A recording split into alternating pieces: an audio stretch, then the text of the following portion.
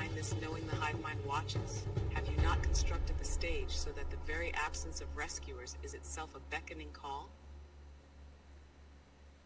Once upon a time, the kind, benevolent ruler decided that he had had enough of the evil being around. And he's like nothing can exist in my kingdom that is not love. And so slowly all of the evil got like coagulated into a big giant blob as it was making its way out of the kingdom by the power of the Kree.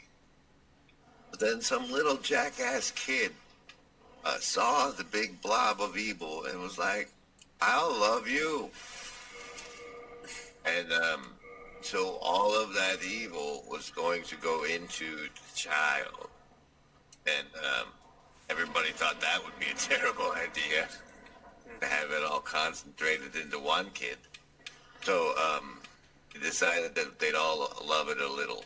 That's the real takeaway here. That's heavy. Yeah. Yeah. This fantastical scenario. It's crazy story. It's grim grizz. About a blob. It's making us think about some very real questions. It's like a mirror. About our own choices. Yeah. About our responsibilities. Reflecting back on us. What would you do Yeah. if you were faced with a giant blob of evil? With grim grizz. With grim grizz. Would you try to love? Good evening, everybody! Afril here. We hope you're feeling virtually not alone. Tonight, I would like to talk about patience, timing. And let's see if I can actually get this going.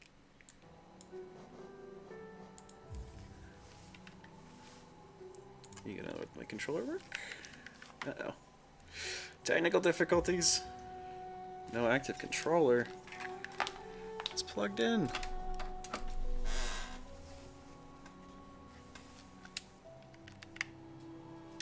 There we go.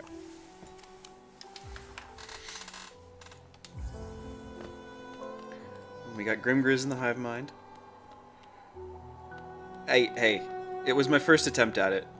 And I didn't really, I've just kind of like thought like, hey, that would be maybe fun to try. So I'll give it a shot. Bapanada. Oh, you're not the one who sells the lantern. But yeah, so talking about patience and timing tonight. It might not be immediately apparent, but there is a definite rhythm to movement and combat. And that's kind of what I want to talk about a bit, although at the end a little bit more about patience in a more general sense. And it's not quite as regular as a drum beat or a metronome, but even real-time combat has sort of turn-based elements to it. Actually, let me make sure I'm going the right way here. Because I can go down at... Yeah, that's the way I want to go. Okay. Bapanada. Oh, you're already here. Let's go to the Forgotten Crossroads. Howdy, Joe. Good to see you again. Alright. Just rest real quick so that way we have our save point here and not back up on the surface. So, for those who have not played Hollow Knight before, oh, gosh darn it, I tried to use double jump and I don't have double jump.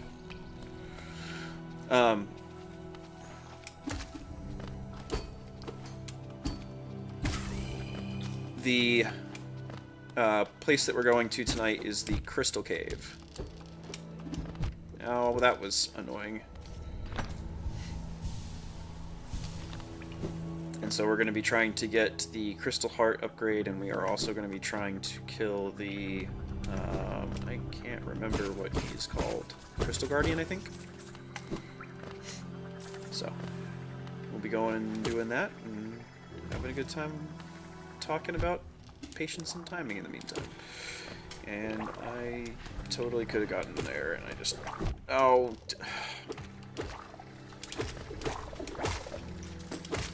There we go. let's get off that map. And we don't have this yet. I need to go left and up and then right. So to kind of start things off, there's an idea from a game called Team Fortress 2, and it might have been around earlier than that, but that's the one that I heard about it from first, of something called a WM1 player. And the idea with that is that when you're playing as the Pyro class,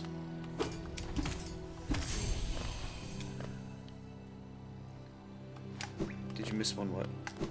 I don't know what you're trying to say you missed.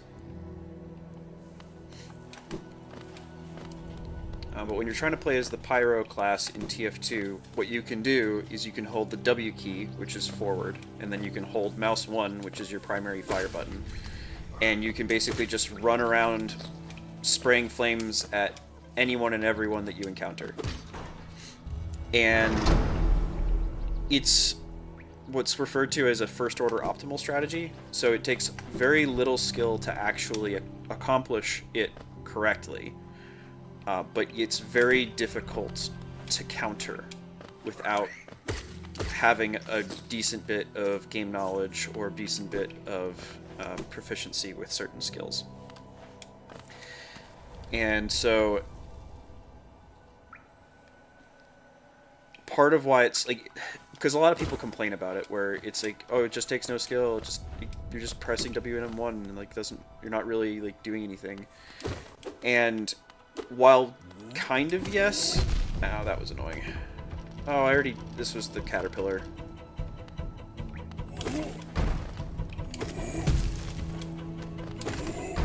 And we're just gonna do this real quick. I probably could just run past him, but this seems... yeah, I'll just do that real quick. That's lower risk, and I also get Geo, so let's do that.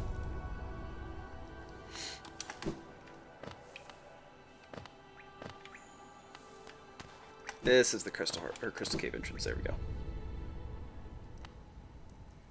So part of why I think it is frustrating to play against, not just because it is a relatively low skill thing to play, but also because there's an element to which it ignores the normal tempo of battle. Like normally you have, I attack you, and then you attack me, and then I attack you back. And like it's not necessarily a that's not like a hard, like it has to be that way, but the mechanics of how games typically work, and I'll get more into that later, kind of lend themselves to that sort of pattern. And that pattern, from my experience and from what I can see, is pretty exaptable to other... there we go. It's pretty exaptable to actual real-life combat and real-life experiences like that. And I'll go more into like why I see that and why I think that's the case. Yeah. So WM1 is a low-skill strategy that annoys the heck out of a lot of players. Oh gosh. I can't hit the butt. Okay, we're just gonna ignore the rest of that then and continue on our way.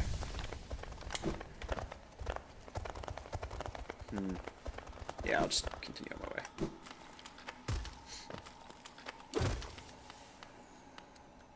way. So WM1 ignores the tempo of battle.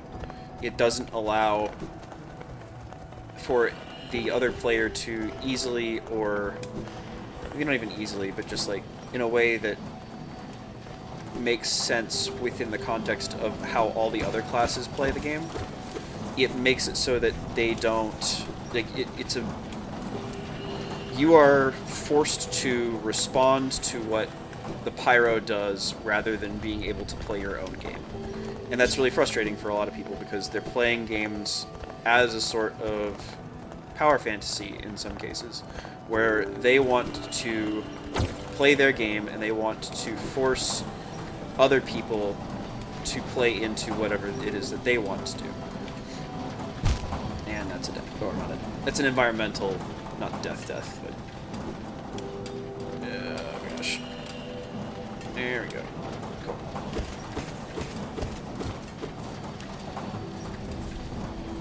So the thing is that, yes, it's annoying to play into if you want to just play your own game and not have to deal with the fact that you're playing against an opponent. Howdy ups. If you want to not deal with the fact that you're having to play against an opponent, then it's annoying, but you're playing a competitive game. There should be an expectation that you are playing against an opponent. I got stuck in the ground. There we go. And what's really interesting is that if you know how to exploit it, yes, the over-aggression from another player, it does force you to play into their tempo for the first bit of the game, or the first bit of the encounter. But what's interesting is that because they're being over-aggressive, you can end up... oh gosh. Oh, snap. I do not want to die to a crystal bug. Because they're playing with a degree of over-aggression, what you can do as a counter to that is you can force them into responding to what you want to do. And a really good example that I have of that is the Wandering Queen attack in chess. So something that's kind of a low elo, not killer, but definitely a challenge for people who are not as good at the game. Is when white opens with king's pawn forward and then queen, what's the square? H5, queen to H5. And, oh, I hear a caterpillar. There he is. And he's locked in there, so I can't get them right now. Rat's bit.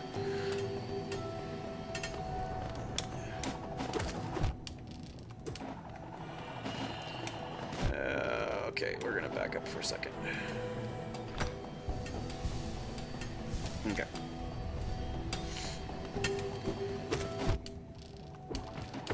So like me, like I'm being a little bit too nakedly aggressive in a lot of these cases where because I know I can get away with it, I'm walking into damage that I probably shouldn't or should not be in the practice of taking the damage.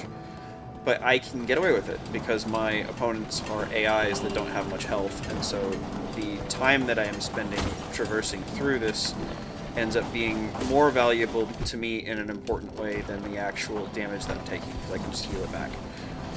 If I were a speedrunner or something else where I'm trying to really... let's see. There we go. Control the amount of time that I'm taking, then I probably would learn how to better not take damage, because the time that I'm spending healing is also time, and if I can avoid doing that, why am I going in when I have 1 health?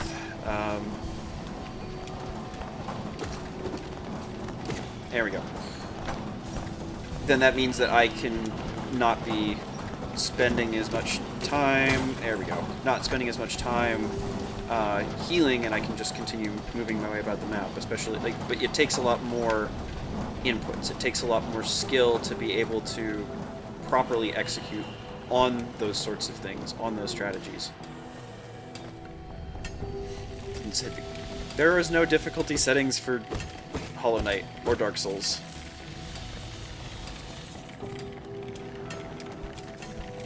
There's no easy mode here. Oh, jeez. There we go. So, like, that time, like, now I'm trying to anticipate their attacks a little bit better. Oh, hey! Cornifer somewhere around here. Ow. Alright. Where is Map Man?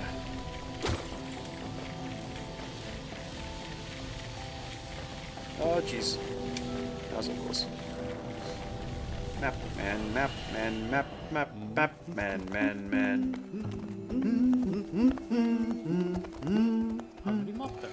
Come to scale the mountain. I've heard tale of a summit way up there.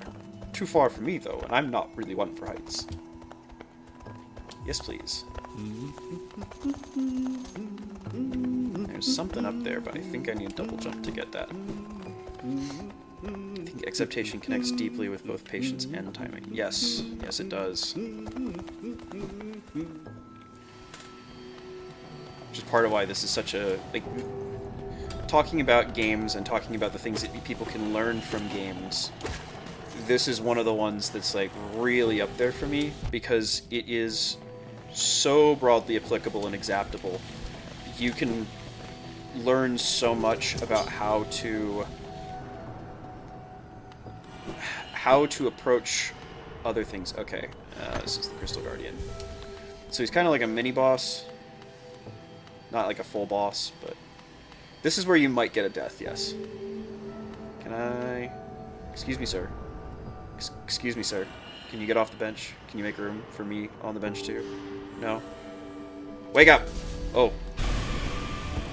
Oh, maybe it was... Oh! He's got lasers shooting out his hands. This is bull crap.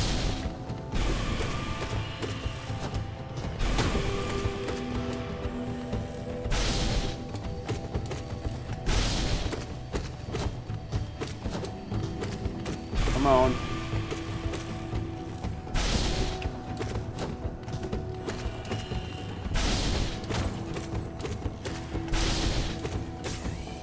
Sorry, Grizz. No death. I'm apparently on my game today.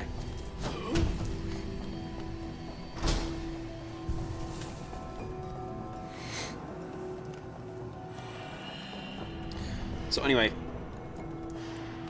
in chess you have the Wandering Queen attack, which is that pawn to e4, queen to h5. And bringing out the queen so early is very difficult for new players to defend against because they have not developed an understanding of what they need to do in order to keep their pieces and pawns defended. And so the queen, because of her mobility, is able to take advantage of that and really mess younger players up. Okay, stop getting hit by those.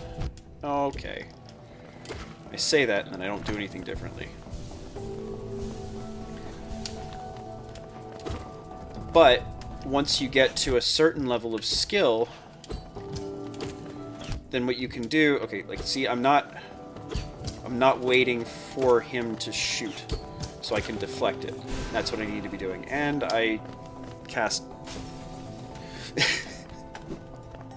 The game is terrible. That's just because I'm actually not dying as much as I was in Dark Souls, and so it's not as entertaining for you personally, Grizz.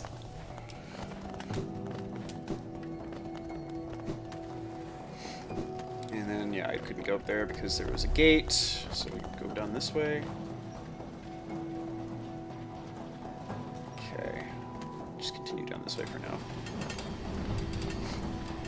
I can't go that way yet. Wait.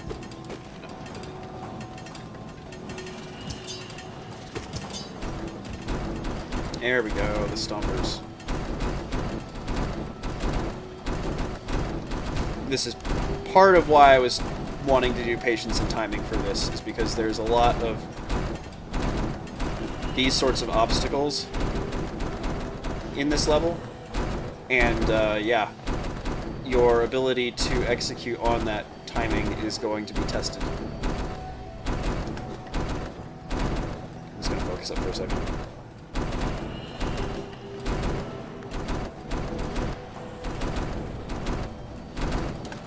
And a wall grabbed. Ow.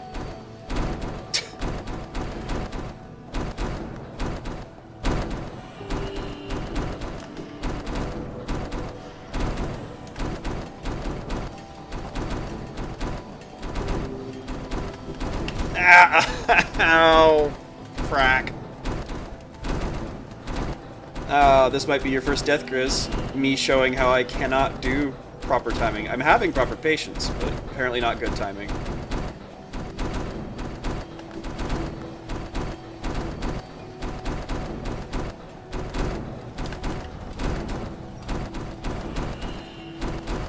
There we go.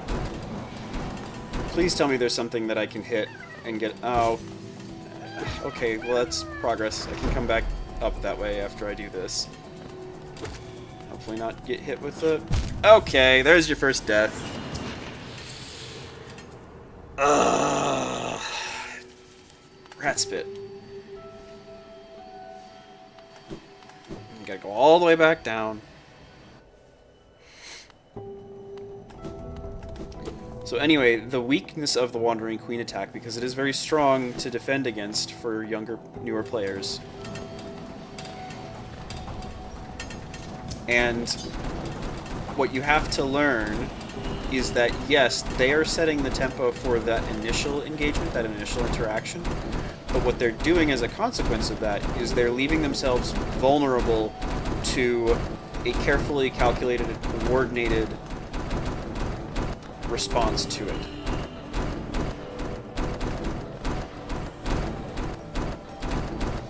There we go. Much better. Yeah, let me just make sure there's nothing else with this. Yeah, it was just that. Okay.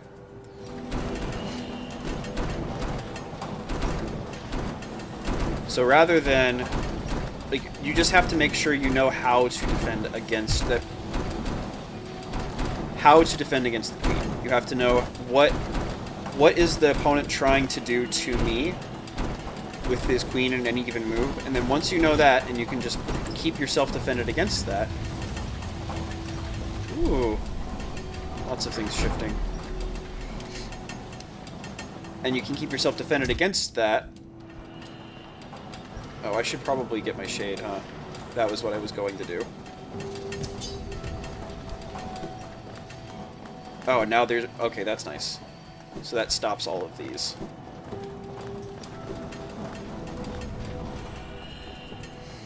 And the shade was down here. Okay.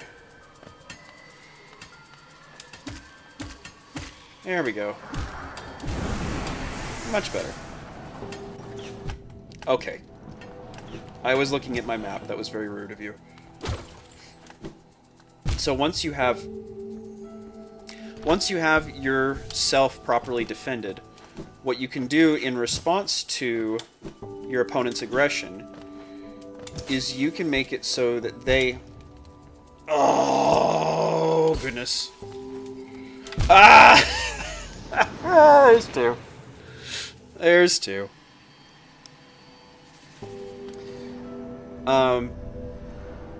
What you can do is you can exploit the fact that they are overextended. So if the queen is way out in front and she does not have proper support, she does not have other things that she can attack with, then you can just continually attack her. You can threaten her over and over with lesser valued pieces, and so your opponent has to respond to those. Your opponent is the one who is forced to operate on your tempo rather than you being forced to operate on theirs. Okay. Okay, that was two really closely spaced attacks. That was kind of BS, but whatever. I needed to jump and then dodge. There we go. Howdy, Ron. God is good, indeed.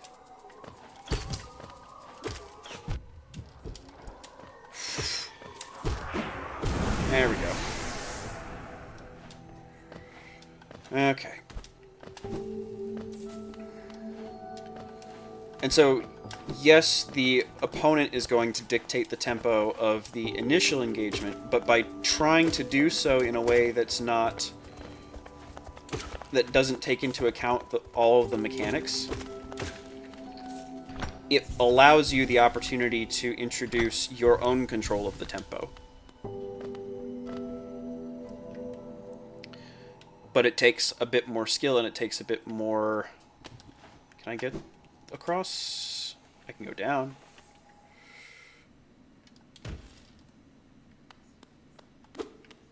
What's down here? Cursed are those who turn against the king. That's ominous. Well, let's go back and see if I can get back into the crystal. Oh, there's a stagway here. Oh. Not yet, though. Some sort of pass. Although, oh, this is not the stagway, this is a tram station. Okay. Well, I don't know what's going on there, then.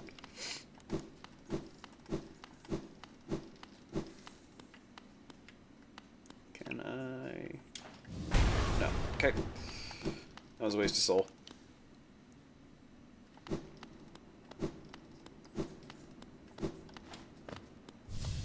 Ooh. Wonder what this could be. To protect the vessel, the dreamers lay sleeping. Monamun the teacher, in her archive, surrounded by fog and mist. Lurien the watcher, in his spire, looking over the city. Hera the beast, in her den amidst the deep darkness beyond the kingdom. Through their devotion, Hallownest lasts eternal.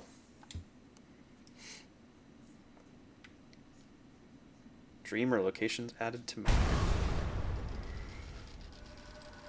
Go no further, little shadow. What compels its climb out of the darkness? What compels its return to this sacred kingdom? A call from beyond the seals? By the vessel? Or by that captive light? Would the seals break? They cannot be undone. But the vessel weakens. That plague springs anew. They must be undone. Yet still our seals remain. Our duty holds. It must be cast away. Our duty holds. It shall be done.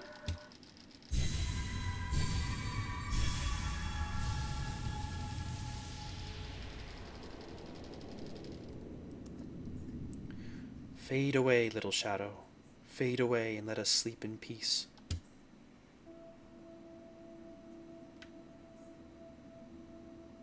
I am not the captive light, no. So now, we're in a dream.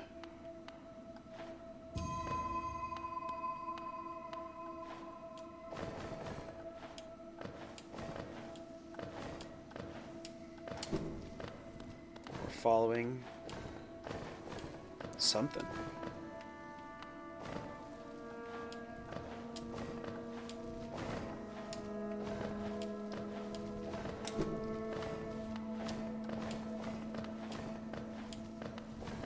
Sorry, I just don't want to fall and lose or have an environmental death needlessly. I will continue talking once I can.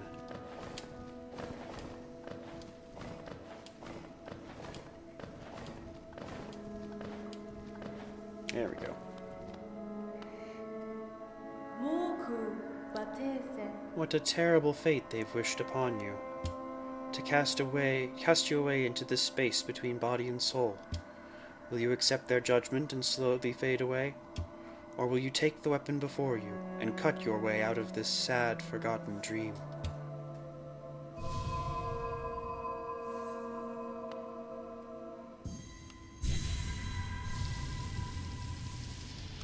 It's a moth, Joe.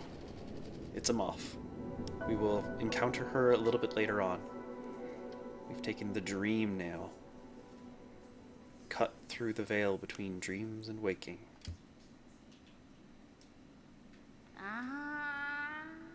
There she is. Psychokinetic rabbit. That is a pretty good one. Oh, you've returned! Welcome back to the waking world! Those figures, those dreamers, they reached out with what little power they still have and dragged you into that hidden place. But that talisman you now wield, the dream nail, it can cut through the veil that separates the waking world from our dreams. Even the dreamers themselves cannot hide from such a weapon. Though I must admit that sacred blade has dulled over time. Together, perhaps, we can restore its power.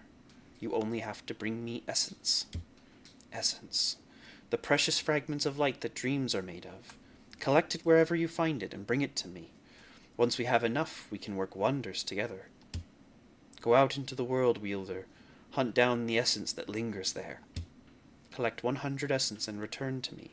I will teach you more. And one of the interesting things with this is that you can use it to read their thoughts. What are you doing, poking about in a dusty old mind like mine? Nothing of worth is hidden inside, believe me. But keep probing the world around you with your dream nail. Hidden things will reveal themselves. Alice in Wonderland doesn't have psychopathic rabbits. So now we're in the resting grounds. So this is where the bugs were buried, and so there's lots of ghosts here. And these trees are sort of the... I don't actually know what the canon explanation for them is. But they're sort of this coalescence of essence. And so what you can do is you can hit them with the dream nail, and then they will spread out these little pickups. And then once you've picked all of them up, then the tree grows into a full dream tree. I don't know what you call it. Character voices seal the deal, but I can do better. I'll have to... Okay. You remember that's open down there. I will have to keep that in mind, and I'll do some practice outside of stream then. Oh, gosh darn it. There we go. You have to practice off stream. I suffer. Practice voices off stream. I suffer. Why you suffer? Because then you're gonna have to practice while I'm around. So? I suffer. Do you not enjoy my voices? What? Pampanada. She got a booty that don't quit though. I know. I know. Okay. So this is what it looks like when it's fully grown. So you're helping the dream trees to regrow. And I do not have soul, so I can't downward dash in that right yet. You're not a ginger. Don't have ginger? You're not a ginger. I'm not a... Oh, wow. Wow. Yeah, but Wow. you got there though. Okay, and this is just the same. She watches... She doesn't really watch for me to die, though. Like, she does enjoy It it. happens so often I don't need to watch. Wow. It's more that, like, you've already watched me die through this game, That's so it's what I less said, entertaining. Like, it happens so often. No, but you've already watched it happen once. Like, it's just not as enjoyable to do a Like, been there, rewatch. done that. Yeah, I got that t-shirt. Yeah. Gotta you try and star. Well, because this was a game that I played back when we were still in the army. I Um, introduced you to the game. Did you? Yeah. Oh, okay. I introduced you to Hollow Knight. Probably through Indie Mouse. I don't remember how we got onto it. Anyway, Because I was the one who was like, hey, do you enjoy Metrovanias? Metroidvanias. Yeah. Yeah. And then you were like, I don't know. I've never really Well, played one before. I was like, well, you're gonna learn to like one now. And then I bought it for you. Uh-huh. And then I played it, And you played it. and I got... You were like, this is dumb and stupid. Have you done Did the, I? Have you done the boss yet? You Which know, boss? The one with the ads? No, I have not gotten to, That's fun. what is it? Husk Vessel? I don't remember what it's called. Like, you'll figure it out. Yeah, I'll figure it out. Yeah. And then you were like, no, I want to wear these ones. And I was like, no, please, for the love of all that is good, please change them out. You don't need those ones. And She's you're like, talking about the charms, by the way. and These... you're like, no, I want to wear this charm. And I'm like, These- you don't these need things. this charm. And then you're like, no, but I want to. And I was like, you don't need to know where the fuck you are when you're She's in specifically talking about this Wayward Compass You charm. don't need the compass charm when you're fighting. You're like, but I need to know where I am. Like, you're in a battle. You don't need to know where you are in the battle. But I want to know where I am. You're like, but I need to know where I am. I need to know. I need to know where my soul's direction is. I was like, you're dying. Yes. You died Repeatedly. like 5 times in a row. Yeah, it was a lot more than that. Also, Grizz wants to know if you're making me a sandwich right now. No. Maybe tuna helper later. Maybe tuna helper. I think me asking that question just reduced the probability of that even happening, though. No, I'm just gonna have leftovers at this point. It's It's gone. gone. The motivation to cook The is gone. motivation's gone. It's gone. I'm just gonna have my leftovers. Okay. The tuna helpers tomorrow. Grizz, I should definitely not listen to you when it comes to what I should be saying to Mrs. Pilots. It's like Mrs. Pilotson. Mrs. Pilotson does not appreciate. No, it's like just. Oh my gosh, I literally just noticed this. Cornifer's glasses are on the roof of his hut. Oh no. Did you? Well, no, not like his actual glasses, but like Oh. it's like his It's his sign. little sign. Yeah. Well, because they don't write. No, because they're well, they do right because they're bugs. You read the signs and They're a bug. they're bug. It's a bug. Yeah. Yeah. Mrs. Pilotson disapproves. What's the? Is that the way it's phrased in Yeah. Baldur's Gate? Yeah. I don't know how there's not a moth emoji, Joe. There should be though. Okay, so that was one very long tangent. We need to go back to the Crystal Cavern, or Crystal Peak. It's the fastest way gonna be to do that. Probably just stagway back. I might actually, yeah, I'll just go back down the mouth. The mouth of Dirtmouth. Gauging misogyny tolerance, apparently. Elf right. It is very low. Can confirm. We're having fun. Everyone's Everyone's having fun. having fun. Ooh. What's this, I wonder? Huh. Those mask thingies look kind of familiar. I wonder what that could be about.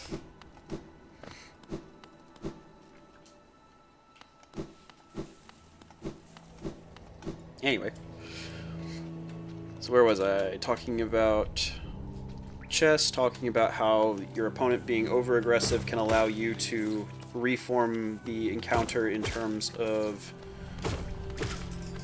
how you can cause, or you can gain control over the tempo because of your opponent's over-aggression. So then, if you want to improve your level of play, you can't just WM1 if you're the player with initiative. Because that's kind of the, like, in chess, white goes first, but on a more general level, there's going to be times when moves are sort of determined, like you kind of have to move in a certain way, and then it'll start to like open back up again, and players will start to have more of a choice about how to approach whatever is going on.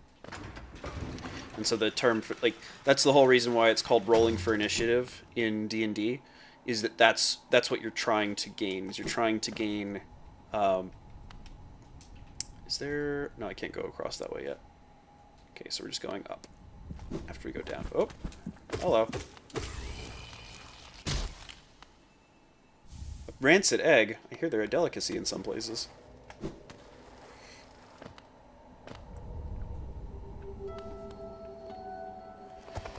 So initiative is just generally the term that's used to describe when somebody is able to make the next move without compromising their ability to continue having tempo going into the future.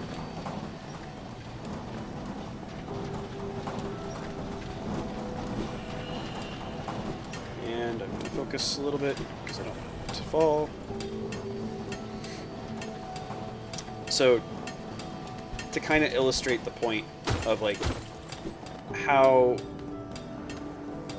the player with initiative, how the player with the white pieces can sort of take advantage. Do I want to just go up then? Can I just go up?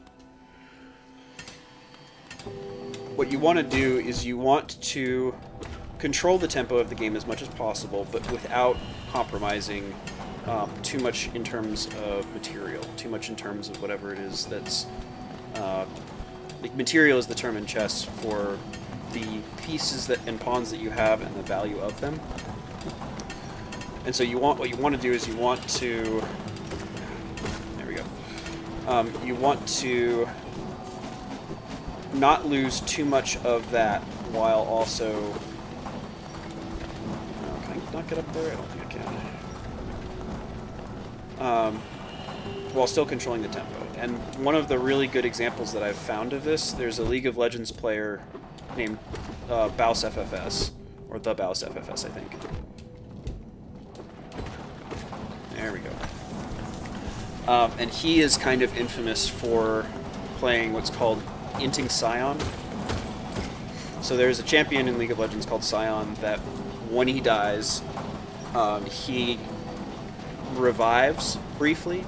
So like he's dead. They got the kill credit, but then he comes back in this like roided out form, and so he can sprint at enemies and try and get the last hit onto them after they have killed him. And so what Baus realized was that he could abuse the fact that the early game deaths were not as punishing as they could be. And so as a consequence, what he was able to do was just completely set the tempo for the game. Like, in a way that the opponent didn't really have any say in how to control it, because he would intentionally die, but he would die in very specific places and cases that allowed him... Strange it's not getting... Huh. Strange... I don't know what you guys are talking about as far as stuff not getting displayed. Can I have to alt tab in order to pull up OBS? I see an egg. And I see an egg in chat too. Does it come across as a moth on YouTube? It's kind of weird if it does. So anyway, the way that the Baus works is he deliberately dies, but he does so in a way and at times that make it so that his opponent kind of has to... They have to kill him. And then they're very constrained in what they're able to do that actually makes sense. So they have to farm whatever the wave is that they're currently attacking. And then they don't really have time or place in order to be able to press that advantage. They either have to recall... Okay, I'm not doing that. I tried to parry it and it hit before it could parry. It's in the live chat, but not the top chat. Okay.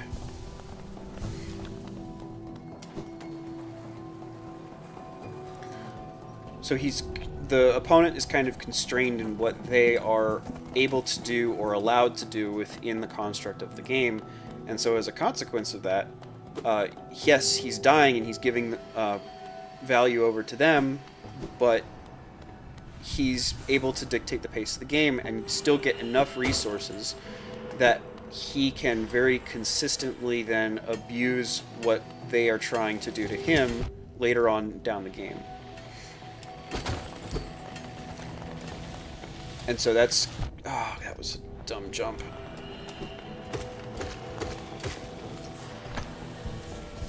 And so that's kind of what you want to do if you are the player with the initiative. It's actually it's not just valuable for you to get damage in, it's also really valuable for you to play in such a way that controls the tempo of the game.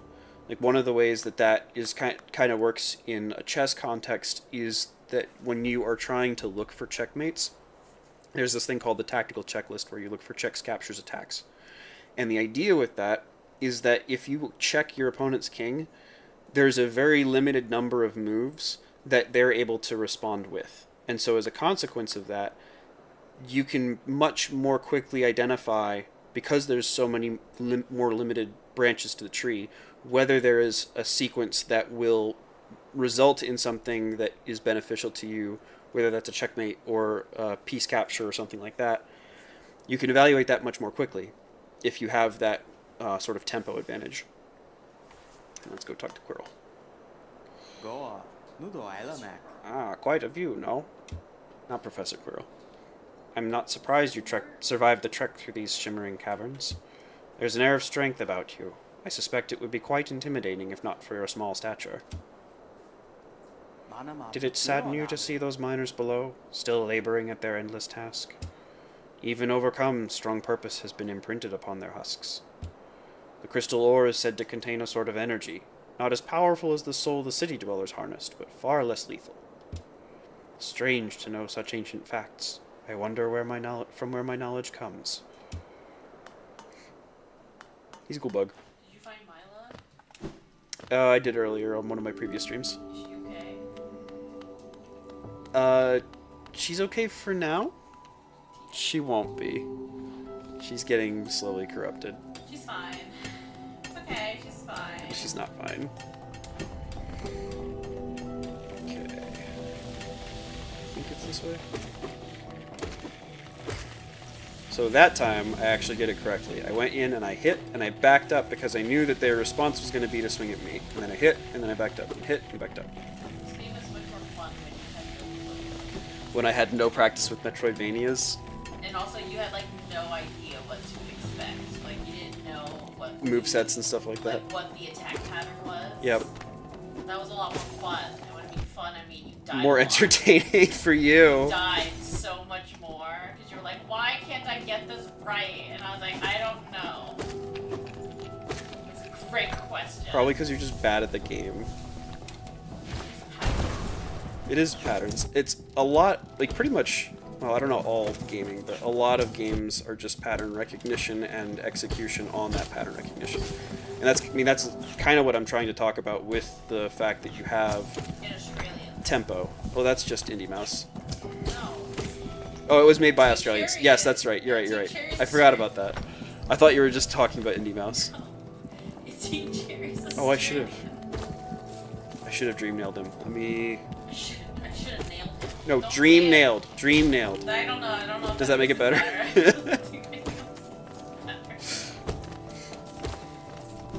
Yeah, like that's the whole idea with learning, using games to learn patience and timing, right? You're not.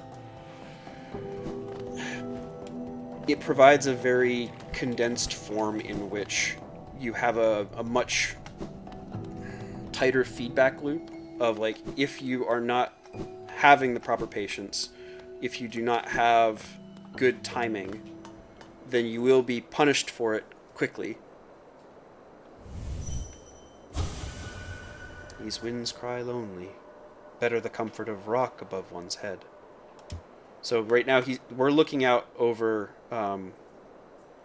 So like we came up out of the Crystal Caverns. So this is like an overlook, looking back over onto Dirtmouth right now.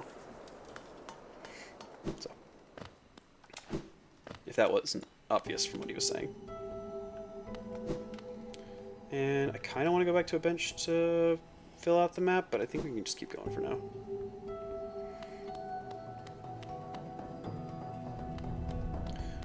So yeah, controlling tempo is oftentimes more valuable in a game than just having a material advantage. And that's something that becomes more and more important the higher up in ELO you go, the more complex the behavior and the more sort of... I'm trying to think of how to explain it. Like if you have players who are actively trying to anticipate each other's responses, then controlling tempo ends up becoming more valuable even... Oh, that was dumb. More valuable... Well, there's a death for you, Grizz. Number 3.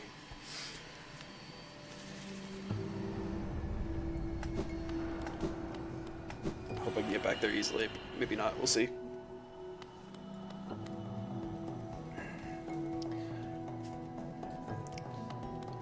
So, the other thing, though, is that oftentimes there's... Stop taking dumb damage. There's times when there's not really anything that you can do in a particular moment. The way that it's kind of referred to in a lot of games is as a neutral action. So you have a situation where there's not really any immediate benefit to doing a particular thing, and so as a consequence, it makes more sense to... I think it's the wrong way. It makes more sense to just wait for a moment.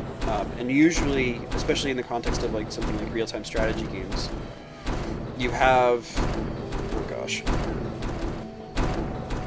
That was dumb. That was dumb.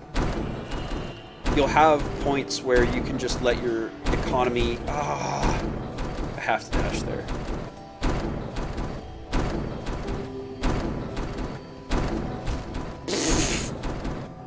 And not overrun either.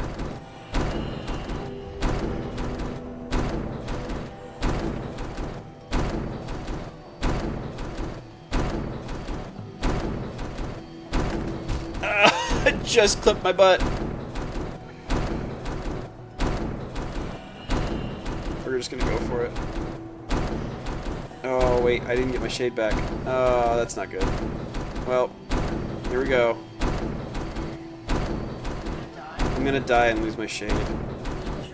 It's somewhere that's hard to get to. Well, less than 1,000, so not too much.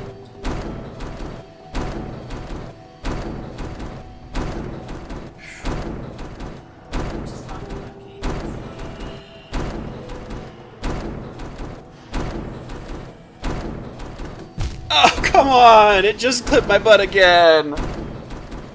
Ah! Well, no use crying over spilt Geo.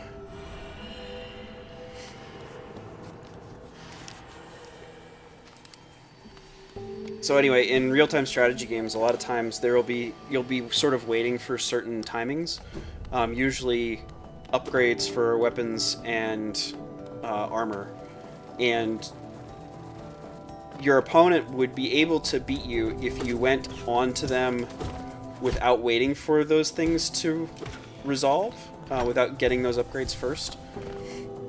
But then once you get those upgrades, like they also can't attack you easily. So if they tried to attack you in that moment, then you would win. But if you tried to attack them in that moment, then they would win.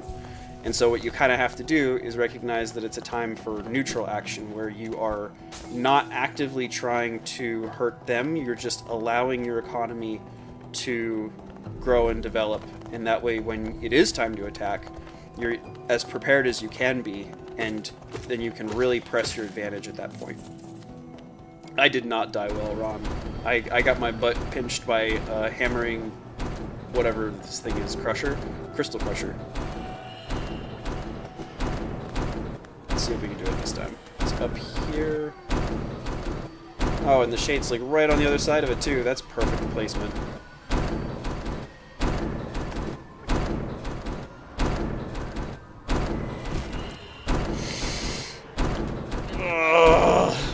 What's that? No, well, I wasn't going to want to do it anyway.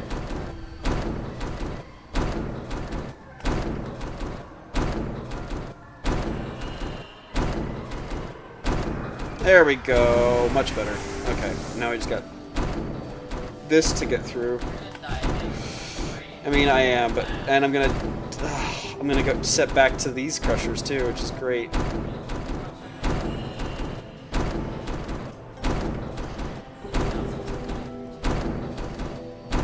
There we go. I go squish. I am bug, I get squish. I dashed too far. Oh my gosh. You love to see it, maybe.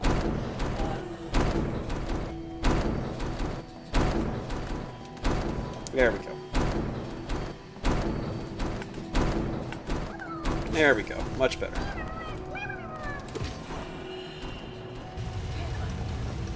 We like to have fun here. Mm-hmm. So, yeah, and then the other thing too, and this, like, with real-time strategy games, there's actual value in waiting in certain points of the game. In other games, there's less of a immediate benefit to doing that. Like in fighting games in particular, like, you want to just be getting as much damage on your opponent as quickly as you possibly can. And so it's not really beneficial to wait in that same sort of a way. But what you can do in a fighting game is you can taunt, or you can flare. So you can try and disrupt your opponent's focus, you can try and disrupt their ability to do what they want to do, and that potentially has impact on you being able to more effectively beat them within the context of the game by kind of playing that meta game. And then it's also fun too, because like it's within the context of something like speedrunning. There's oftentimes a lot of shopkeeper's key. There's a lot of there was a shiny. There's a lot of instances where you'll have elevators or you'll have cutscenes or other things like that where there's not anything that you can immediately do, and so it kind of gives an opportunity for personal flair. It's if you don't have anything else that you need to do right at that moment, what do you choose to do? And so some people just sit stoically, look up and down, Some people will dash dance like a crazy person, which is really common, especially for fighting games, in part because you want to stay on your metaphorical toes. And then sometimes it's just like, okay, I just want to show off that I can do frame perfect inputs to cause a certain animation to happen, and that looks really cool, so I'm going to do that.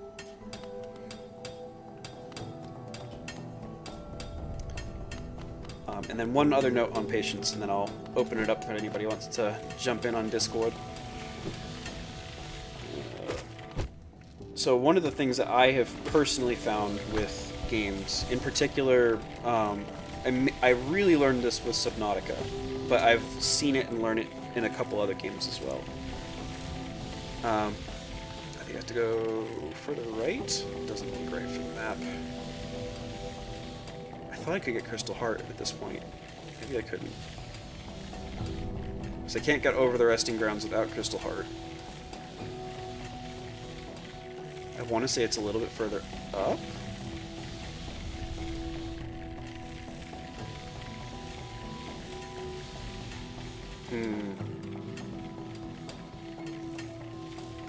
Do I ask for assistance? I think I do. Oh wait, I can go back to the resting grounds. There was a place to smash down, although that's not really... Oh, here we go. This is something. And now I can go down this side, and I can go... Okay. Okay, we're not out of the ability to make progress yet. There we go. Okay. So, there is a game called Subnautica, and in that game, you are playing as a guy whose spaceship crashed. Ow. And you have to try and survive on this sort of tropical planet. And that was dumb. And a lot, like most of the game takes place underwater. And so you have to try to focus. Ah! I just needed to dash, not jump. No. I smacked my head on spikes. It does tend to happen. And one of the things that I've found with games that makes them a lot more fun for me, although maybe I'm just a masochist, is to turn on hardcore mode when I can't. You're just a masochist. I mean, I am also a masochist, but I also find that I learn the lessons that games have to teach me a lot more effectively when I'm wagering hours of time on a save file in order to... There we go, that's what I meant to do in the first place. And then you complain literally Yeah, of course I do. this sucks. This game sucks. No, it's more of a recognition that it is entirely my fault for most of the cases. Aggressively beat yourself. Oh, that too, yeah. Oh, that was not the dash that I needed to do. Okay, well. Wow, recording toxic. No, I'm toxic myself playing. Ow, gosh. Please don't die. Oh my gosh, that was so close. I almost had it. No, I'm not. I'm not stuck in the same room. Number 5. Anyway, and I think I died this way like 2, maybe 3 times, and then I finally learned my lesson properly. In Subnautica, you're doing a lot of wreck diving. So like you go into broken parts of your spaceship, and then you are looking for different materials, you're looking for different blueprints, and just generally trying to advance in the game. And as the game progresses, you get expanded oxygen tanks, so you're able to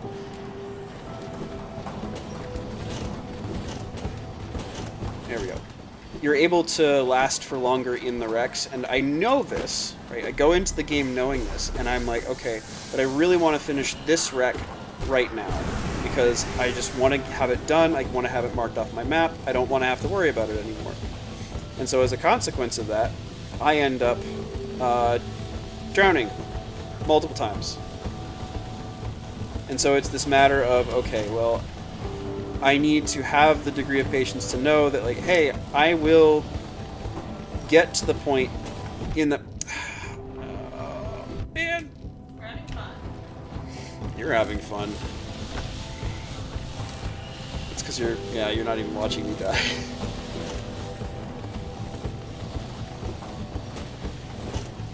There we go. Okay, I'm gonna wait for this. Ah, almost. Okay. I thought I was gonna fall again. And I just got really impatient, and I said, I want to finish this wreck right now. I don't want to wait for a bigger oxygen tank. I just want to take care of it. And what do you think happened? Howdy, Spetch. I died over and over again. Not over and over again, like 2 or 3 times. But it took me dying a couple of times to really reinforce the lesson that I needed to be patient. I needed to get the materials that I needed and then re-engage with whatever it was, rather than trying to force it in the moment. That's still something I struggle with. But I think Really? You know that's the case. Why are you... I'm being sarcastic. I know you're being sarcastic, but was that really necessary? Yes, it was. Okay, fair enough. Fair enough. But I learned a lot there, and I'm still trying to deepen that lesson. But you have to learn to feel that impatience. You have to learn to recognize it in yourself. And then when you start to feel it, take a deep breath, step back, and find the rhythm of the game that you're playing again. And now we have the Crystal Heart. So while clinging on the ground to a wall, you can concentrate, force, and release the button. So we'll watch this demonstration. Can I grab onto this? No, I can't. Can I grab onto the leg? Oh.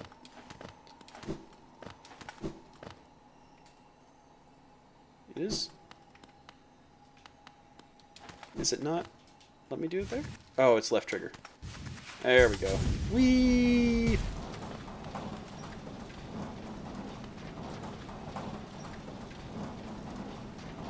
There's no dream crystal. There's no dream crystal. It's just the Crystal Heart. But yeah. So, we got our objective accomplished in the first hour, but I think I'll probably keep playing for another hour at least. And so we're gonna hop over to Discord and see if anybody wants to join me on the gaming couch. On the gaming couch. La la la la.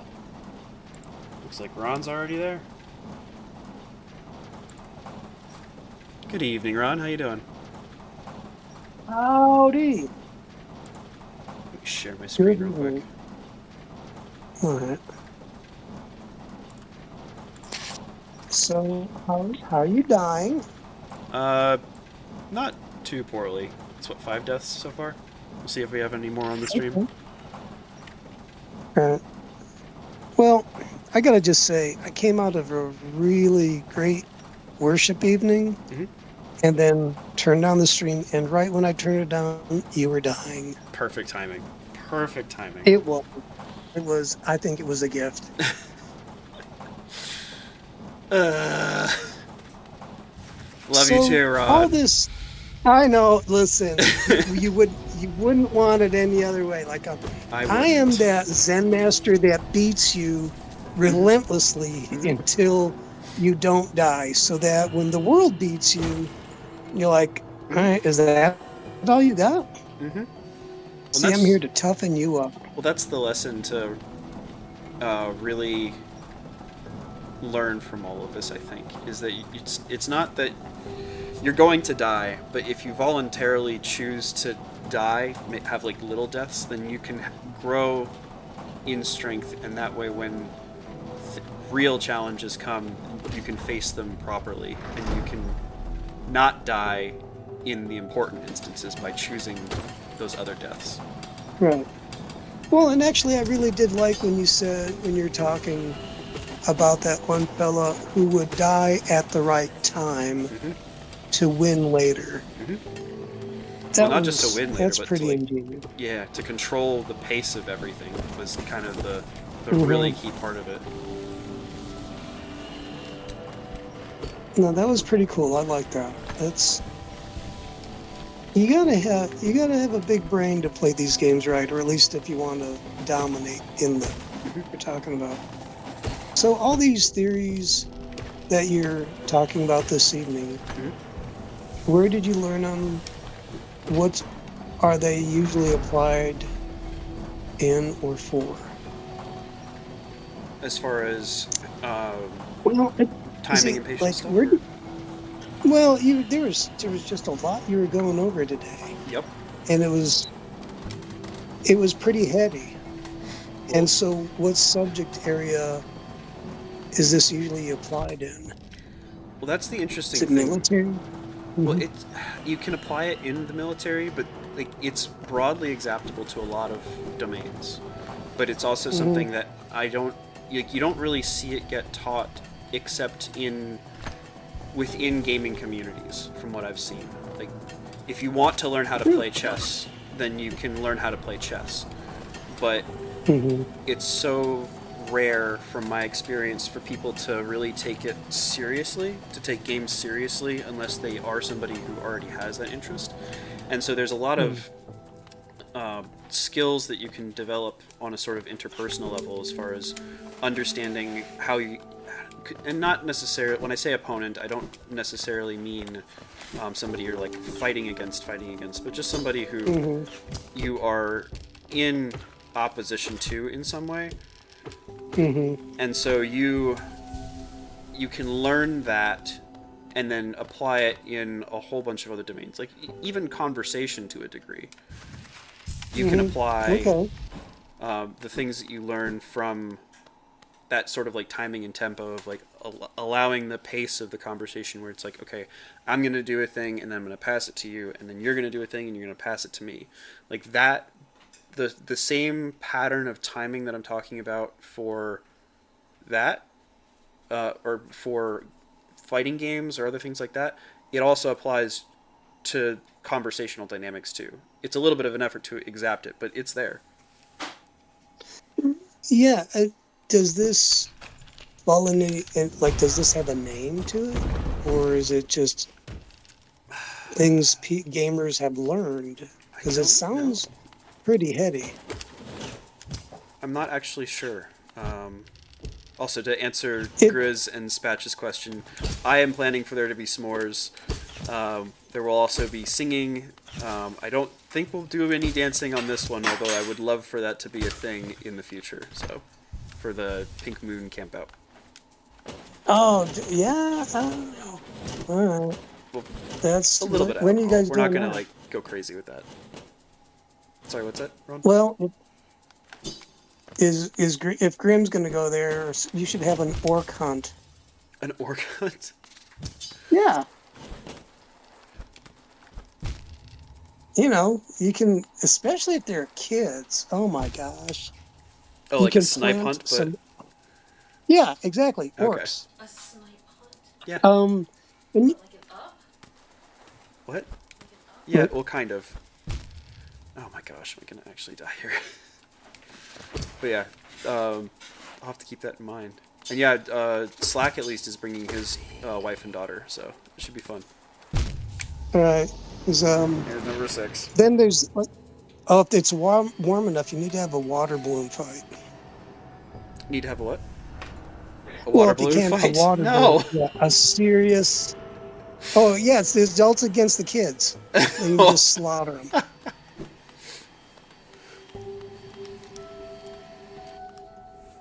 I don't think that would be very nice, Ron.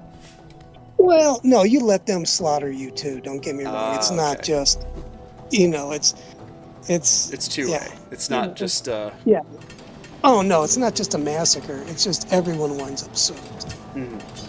Or split it up into teams and just let the mayhem fly. commence. Or super soakers. Those are always fun. So when is your camping gig going to be happening? April 12th and 13th at Port Townsend. Is it going to be? How warm do you think it might be? It's already getting decently warm here. It's definitely springtime for the PNW. It's not like nearly as cold as it was. Right, like I'm like in this area, we're touching 50s and 60s. They'll probably be about that here And too. Maybe not 70s. but- okay, right, we're touching it once in a great while. So maybe no water balloon hunts or fights, but like snipe hunts, work hunts, whatever. Do it like a. What is it when they do map? When you have a map and you hide things out in the woods, caching or geocaching. Geocaching, yeah. We tried to do Um, some orienteering on the last one, but we kind of ran out of time for it, so Yeah. ran out of sunlight. And then there's just songs and s'mores. When all else fails, really, I should be starting with the basics. Mhm. Songs, s'mores, and campfires. Rejoice, That we're would- having an estuary campfire. That's it. Rejoice. Da, da, da, da, da, da. That's gonna be stuck in my head. I'm glad you showed up today when With Laura was talking. Yeah. That was fun having everybody just kind of jump in. She It's seems fun. like she's got a good head on her shoulders. Yeah, she's smart. There's like, all right, you're definitely not crazy anymore, so good on you. And there's, I hope she has a good church community around her and some good mentorship. That's always paramount when you're making a big transition. Which, yeah, Just I didn't helps catch things. the first part of the stream. Like, what? Can you give me like a synopsis of what her experience was? Yeah, grew up in England, normal semi-church family like Christmas, Easter. Disappointed in life. Went dark, went goth. New Age, tarot cards. No drugs, but heavy witchcraft with some apparent success in that realm. And then what was her transition? I think.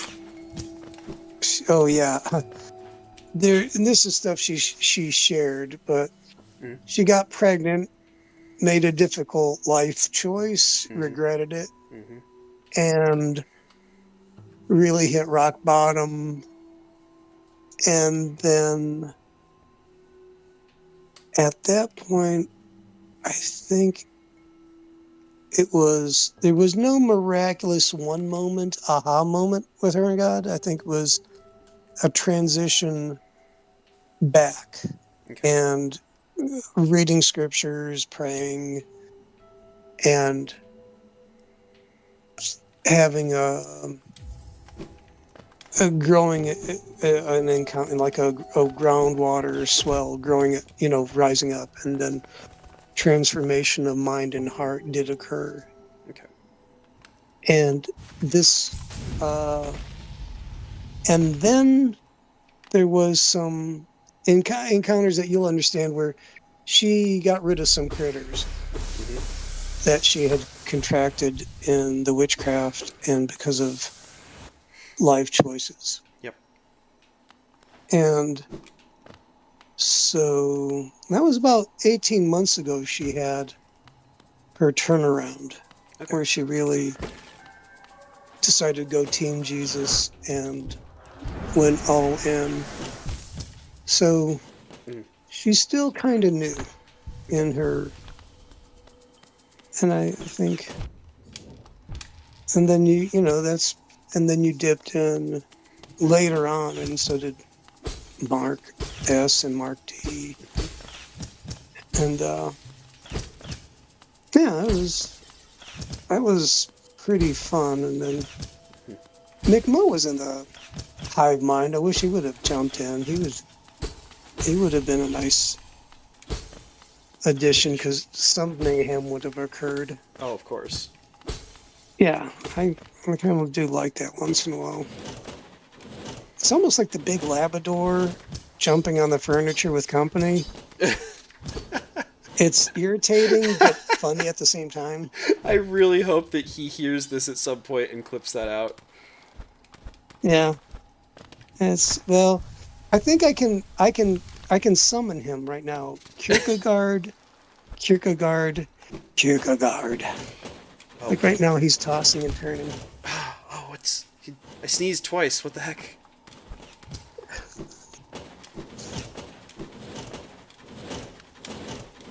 There we go. Oh, no. So, Oh, my gosh.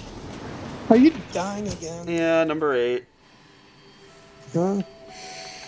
Platforming is hard, Ron. Platforming is very hard. You know, I enjoy it, and there's yeah, I mean, you should get a transcript of all this stuff, and you know, it's like your guide to better living. Mhm. So, kind of on the topic of some of the stuff that Laura was bringing up, because I would assume that she considered herself a white witch, right? Is the idea? No, I don't know. She was goth. I mean, Okay. she was ate up. To be honest with you, I think. No, I think she was ticked off. I think she had an ex that she might have done some mojo towards. You know, I mean, Oh, that's she not was- good at all. well, yeah. I mean, no, she was not. She was not a happy person. No. So she was not Glenda, the White Witch of the North, or whatever, the White Witch of the West. Okay. No, she was definitely goth chick, pentagram, we're back in black kind of Interesting. witchy boss babe, maybe. I don't know. Okay. Okay, yeah, she was making a lot of money for that. That was kind of Dude, insane to hear. 250K. Yep. Stupid Pounds. money. Not even dollars. Pounds. So, I don't. So, what does that mean? Is that like was it more like 3 or 4 times? Like So she was making $1 million 1 a and a year? quarter times. So closer to. Oh, okay. 300K. Okay, no, that's yeah. So after taxes, she's pulling in 250 or somewhere in there. That's, I think, 8 ups. Ups was asking what number death that was in the chat. I think that was 8. Any hoozles. Yeah, that's. Well, Yeah, so what? good. No. So yeah, that's who she was. And what were you wondering?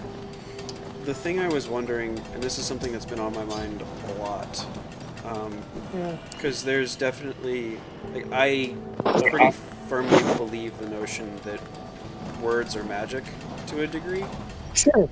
Yeah, sure. and so there's like, witchcraft is no good. Yeah. But the question that comes to my mind is that if words are magic and we can use words for positive things, then what, like, how, I don't, like, how can you have something that is, like, positive magical, or is that just not at all possible. And like, what I don't even know how to formulate the question. Do you know? All right, here, let's go with this. Okay.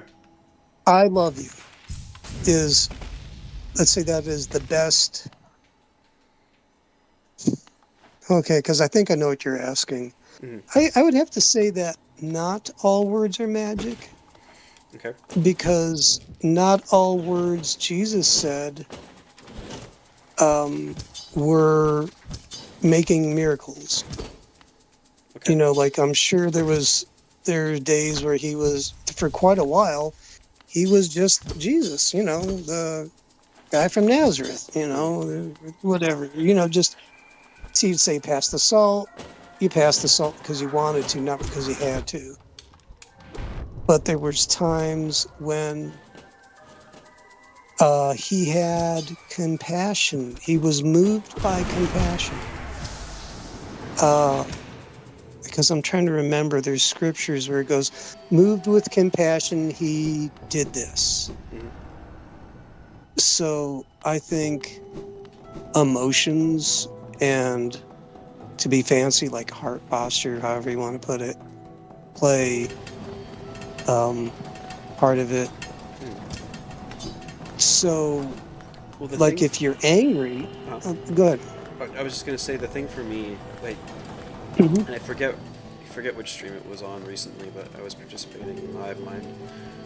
But there's a idea that I have in my head that I'm pretty firm on, which is, like, people make this differentiation between practice and game day, but the thing that I've noticed is that every practice is an opportunity for you to take it seriously and learn and grow and develop, and every game day is an opportunity for you to practice under those sort of harsh circumstances. And so Okay. it's I like they're that. not divided in the way that so many people tend to mentally divide them. Right. Okay. I like that. So where are we going with magic, words, and whatnot like that?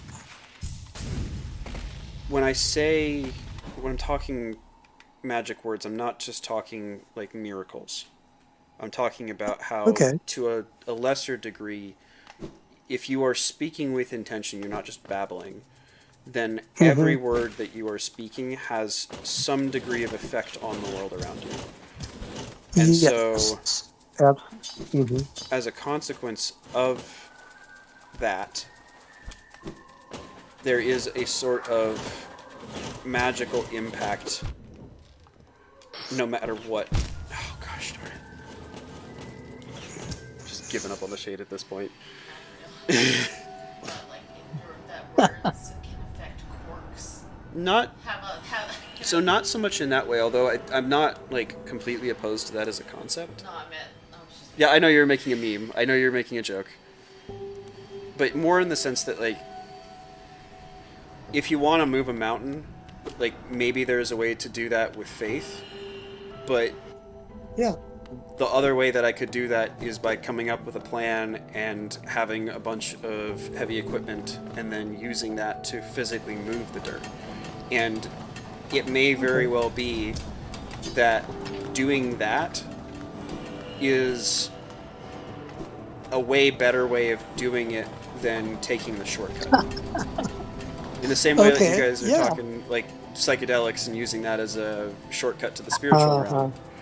Is like, okay, if I want to experience that, I can have a miracle, or I can put in loads and loads of effort and loads of work, and then eventually, maybe, be able to have that kind of an experience. And so in that way, like, it's a slower miracle. But there's still something miraculous to it. I don't know. Right. Yeah. And so it's kind of that question like of is it, yes, you're doing it in a way that people can observe and understand, but does that, I don't think that diminishes it. like for me personally at Right. least, knowing the underlying mechanics of something doesn't diminish the thing. It actually in some way makes it more beautiful. Mm-hmm. I know Right. No, I there's a got lot you. of people who disagree with that, but yeah. Well, to be honest, I don't split hairs as long as the mountain gets moved. I'm like, all right, glory to God, one way or another. Mhm. But I feel, because I always go back to the Bible. I guess. So as far as your words and counting them, Mhm. I think it's in the Bible where God, and I need to figure out where it's at. He does judge every idle word that we say. Yep. So that means there's value to it in some way. Every word we say. Yep. So Or maybe not value Mhm. per se, but like there is a potential for every word that you say to have some degree of an effect. yeah, to be honest with you on that one, I totally agree. Mm. I mean, absolutely. Here's the thing. Here's the biggest lie told. It's some of the biggest lies told to kids. Hang on, administrative Or- note. Mark, if you want to come hop on, there should be a link in the description. Into the Discord. Yep. Oh, cool. Sorry. Mark, Continue, please. Park Marker. Park mark. He asked, "What Discord is this happening?" Yep. Can you One that show there's a him link the for in link? the description. Because Afril has his own.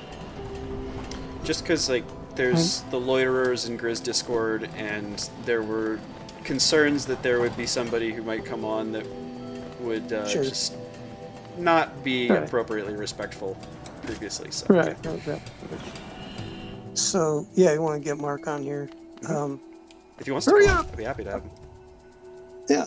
Mrs. Pilotson has We're to watching. approve you or something, but then you can see how much his chat GPT loves me. Oh shoot, that's What? right. If he does come on. Oh gosh, have you not looked in the general chat? No. Okay, maybe don't. Oh.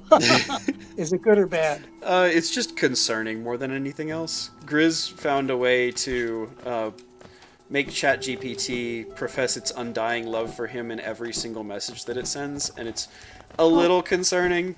Amusing, for sure, but how- concerning. How creepy! That's awesome.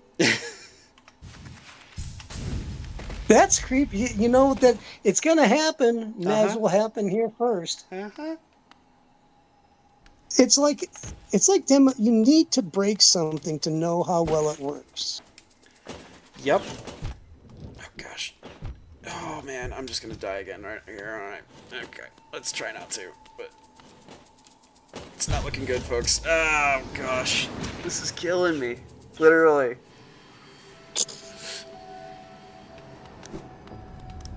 At least you're here to keep me company. Oh, that's a good time. And to be amused at my deaths. I'm telling you. And when your wife jumps in, it just takes it to the next level. I agree. She's a little bit shy about this stuff, so it's not I know, an but she every time does it thing. well. It's like the. It's almost. How do I put this? Because It's almost like when the grumpy Muppets show up, the guys in the balcony. It's peanut just like, gallery? oh, it's them. Yeah, Statler and it's Waldorf. yeah, exactly. So it's just that extra touch of the extra commentary. Mm. It's just it's fun. It's part of it. It spices it up just that much There we more. go. Mark came in. Let me give him permissions. We're up to Upson's saying it's 12. How do I, there we go. Add role, voice chatter, remove role, baby jail. There you go, Mark. You should be able to hop in now.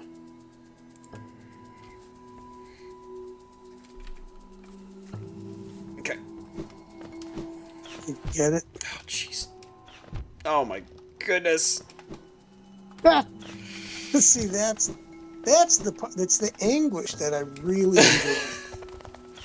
It's like a good BLT. Uh-huh. or just, it's just, So satisfying. yeah. It's just, it's the little things in life. All right, Mark, you should be able to click on the gaming couch. There he is. There we go. We got to figure it out. More. Hey. How's it going, Mark? Thank you, Okay. Ups, for the Ko-fi donation. I really appreciate it. So, this is all new to me, so I've never done this before. First time on Discord How at do you- all, or? No, I love the Discord, and I'm a minimal Discordist. Okay. I've done that, but never had it piped into a live stream before. So how do you make that connection? Are you using anything? What are you using? Just curious. I'm using OBS. So That's what I thought. Okay. Yeah, it's Okay. I could use StreamYard potentially, but it's more of a pain in the butt for me to pipe the game in from what I've found. And yeah, we tried to do it a couple of times where Grizz wanted to co-stream it, and it's easier for him to co-stream if he does it through StreamYard, but it was more trouble than it was worth for me. So it was just kind of like, okay, well, I'll just do it, and if Grizz wants to somehow manage the co-stream through Discord or something, we can do that. But And then how do I, from here, watch you play? Does that watch stream? Yep. Do I tap on that? Yep. Gotcha. Cool. because you can watch it on YouTube, but it's has a bit of a delay, and so just for Yeah, privacy yeah, for the voice chatters. Yeah, it'd be all weird. Yeah, Yep. yeah. Interesting. Very nice. So we're talking about the interview. Yep. Ron and I had a little private chat, Yes. but Anything you guys? where, was catch me very- up, Ron. Where are we at? We're good. Well, I just got him up to speed that, she was Little Miss England, disappointed, got in life, went dark goth, and then had a turnaround in her life. And in a nutshell, the hero's journey for a person that went into witchcraft and came out. So there we go. That's really a typical story of going to the underworld and coming back out. So, and I'm really not doing it total justice, but it really is close to that. So, and we were talking about words and their power, and just kind of teasing that out a little bit. Right. I caught that part. The only thing I'm wondering is if words have power in the way that you suggest, Mhm. why do we tolerate lying so much? Specifically, not just in the church, but in life in general. I mean, we really tolerate dishonesty on a massive scale, on a daily basis. How do you mean? Politically, commercially, in our relationships, we What? just aren't honest How in do a you lot mean of things. tolerate though? Because I don't think most people are okay with being Tolerate. lied to, but it just kind of is something that they have to deal with as a reality. Is what I see. Exactly. We deal with it because we want to shortcut life. We want to. The truth is too much. It sounds like the movie line. It's too much of a hassle. handle the you know? truth. Exactly. It's far more subtle than that, right? I mean, we could just look at. Either political party that makes excuses for dissembling the facts, alternative facts,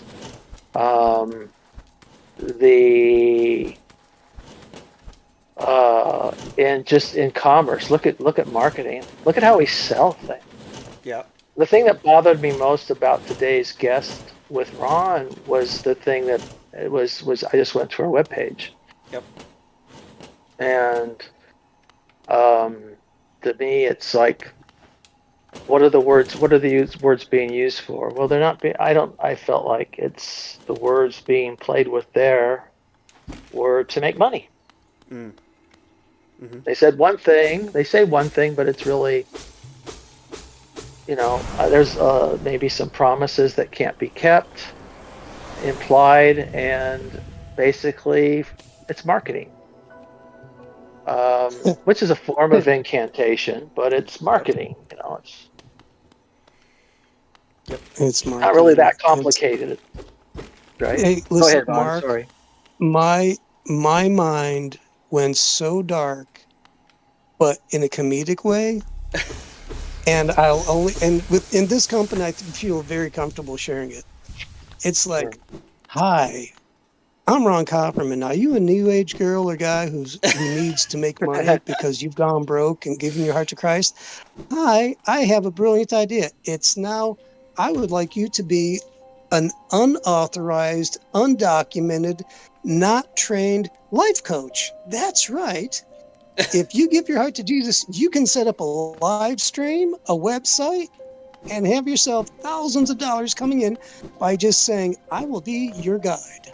Not a spirit guide, a Christian guide. Get the difference? Wink, wink, nudge, nudge. Know what I mean? Know what I mean? Mm. So, I was blackpilling it on that one. I was so, and I'm not coming down on her, but I realize I see a pattern, and that's going to be the next big thing, or it's already happening, and I'm just catching wind of it. God, But, at a discount. I have a discount, but if you order now, speaking in tongues. That's right. Biggest Lent ever. Yes. That's Hollow, right? The Hollow ad. Yeah, the Hollow biggest best Lent ever. Mm-hmm.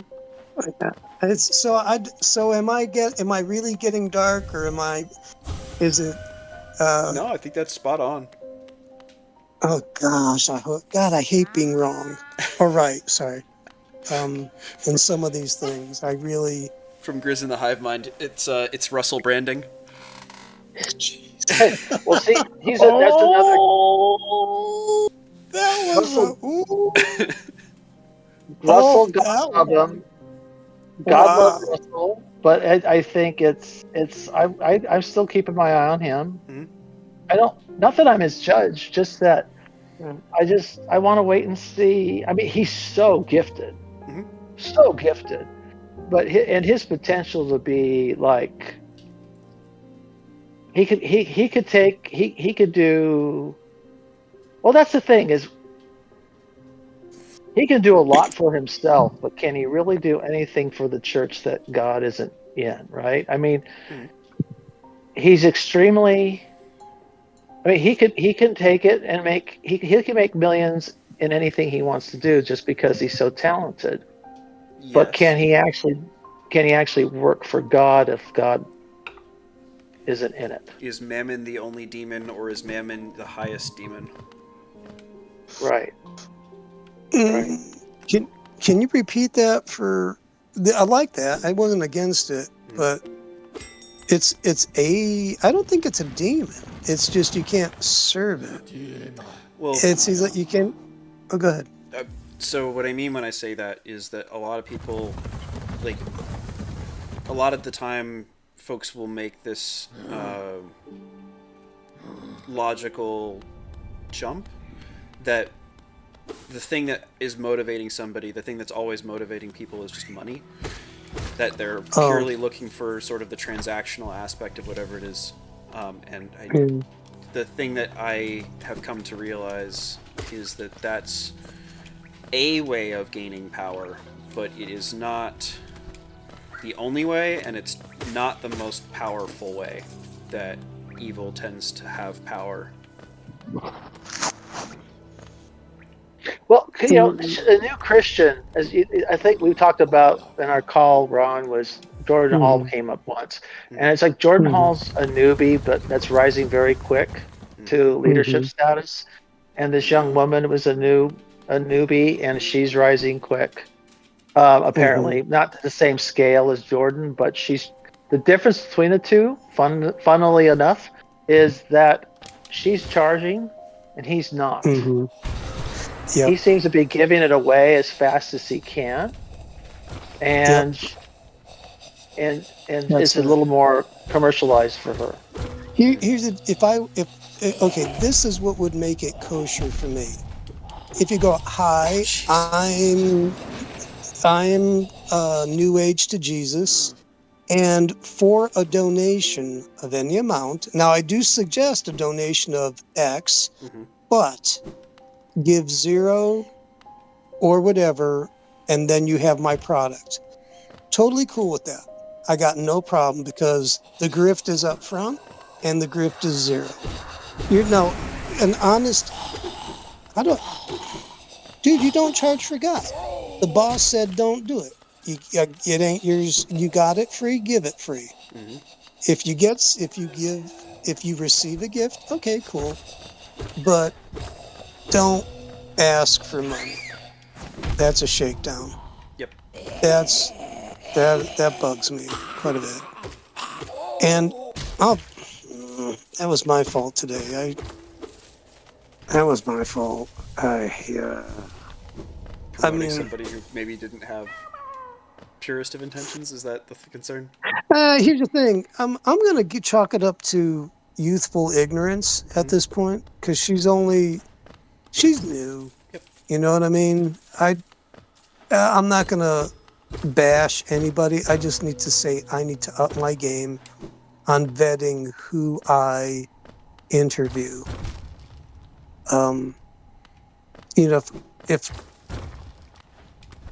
If at least at the beginning of I think I just need to do a better job in seeing if I have someone on, that one I didn't like, and I think I turned a blind eye to it, and that was my fault. And I gotta not let that one slide again ever, because there's 3 things you don't do with God. I mean, there's a lot, but you don't touch His glory, His gold, or the girls. That's it.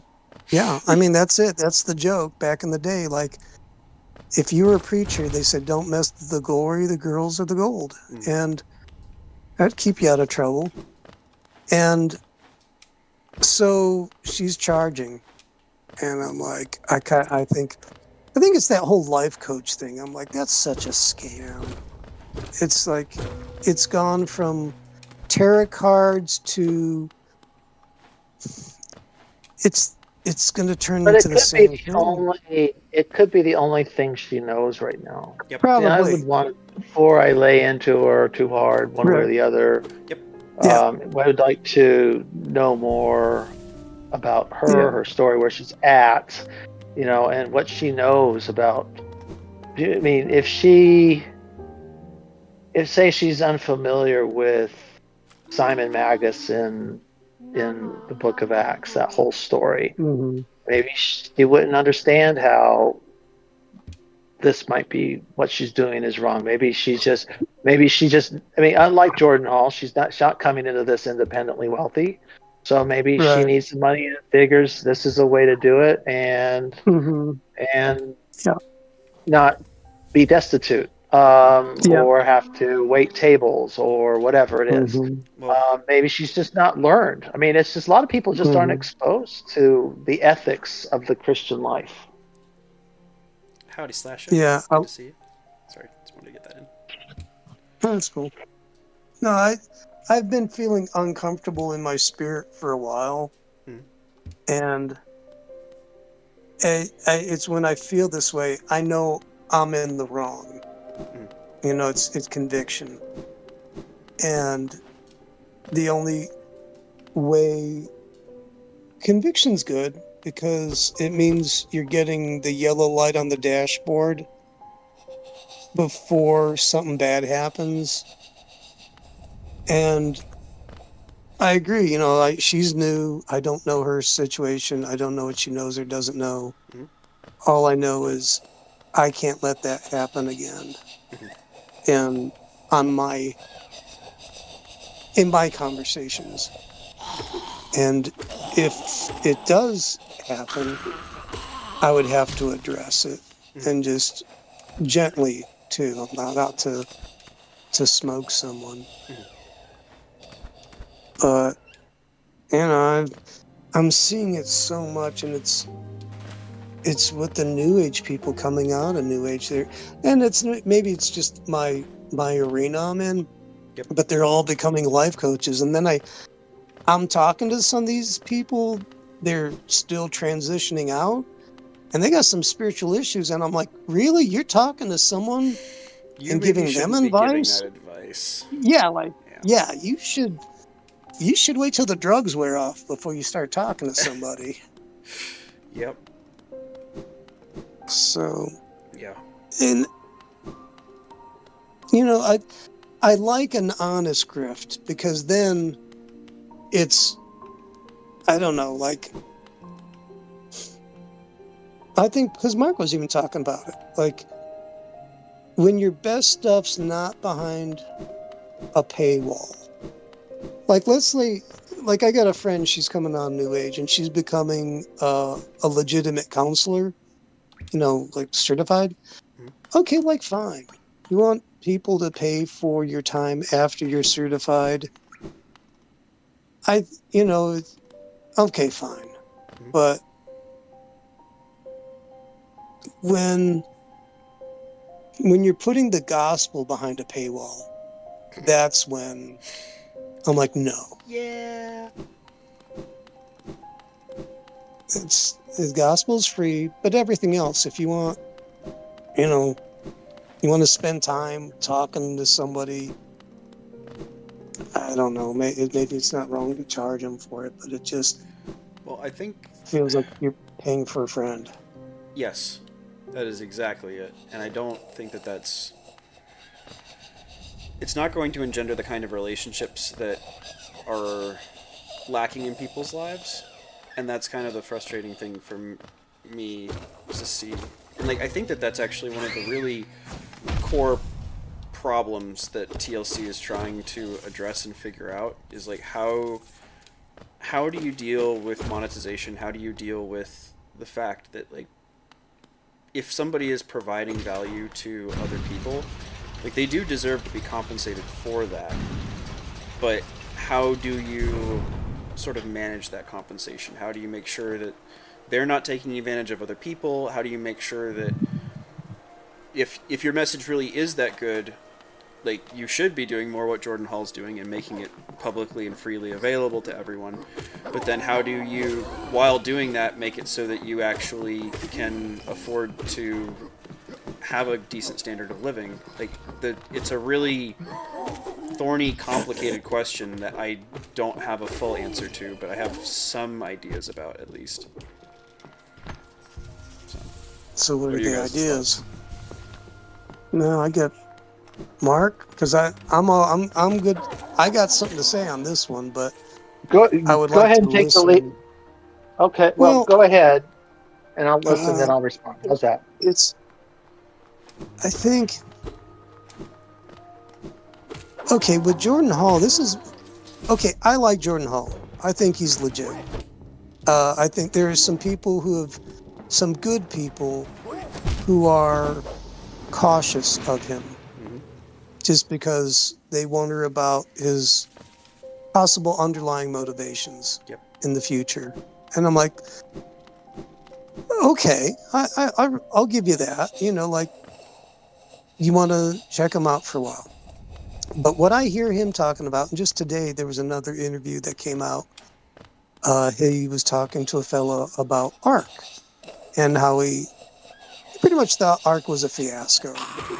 And I was cracking up. He goes, it's all about relationship. The intellect will not save the world or the future. He goes, I used to think that. Proper technology and intellect will make it all happen. He goes, no, it's all relational. It's all person to person. And this is the sad thing. when I was this, me and Mark will understand this. When we were kids, we went out and we played and we made friends and you talked with people and then it just disintegrated. And now you got people becoming life coaches. I'm like, what's a life coach? I'm like, you're paying me to be you're paying me so I'll be your friend? So Dude, can that's I- like an escort. Can I talk to that a little bit, actually? Yeah. So there's a fella that I was working with in that kind of like a life coach capacity when I was working on the shipyard. And he gave me a lot of really, really valuable feedback.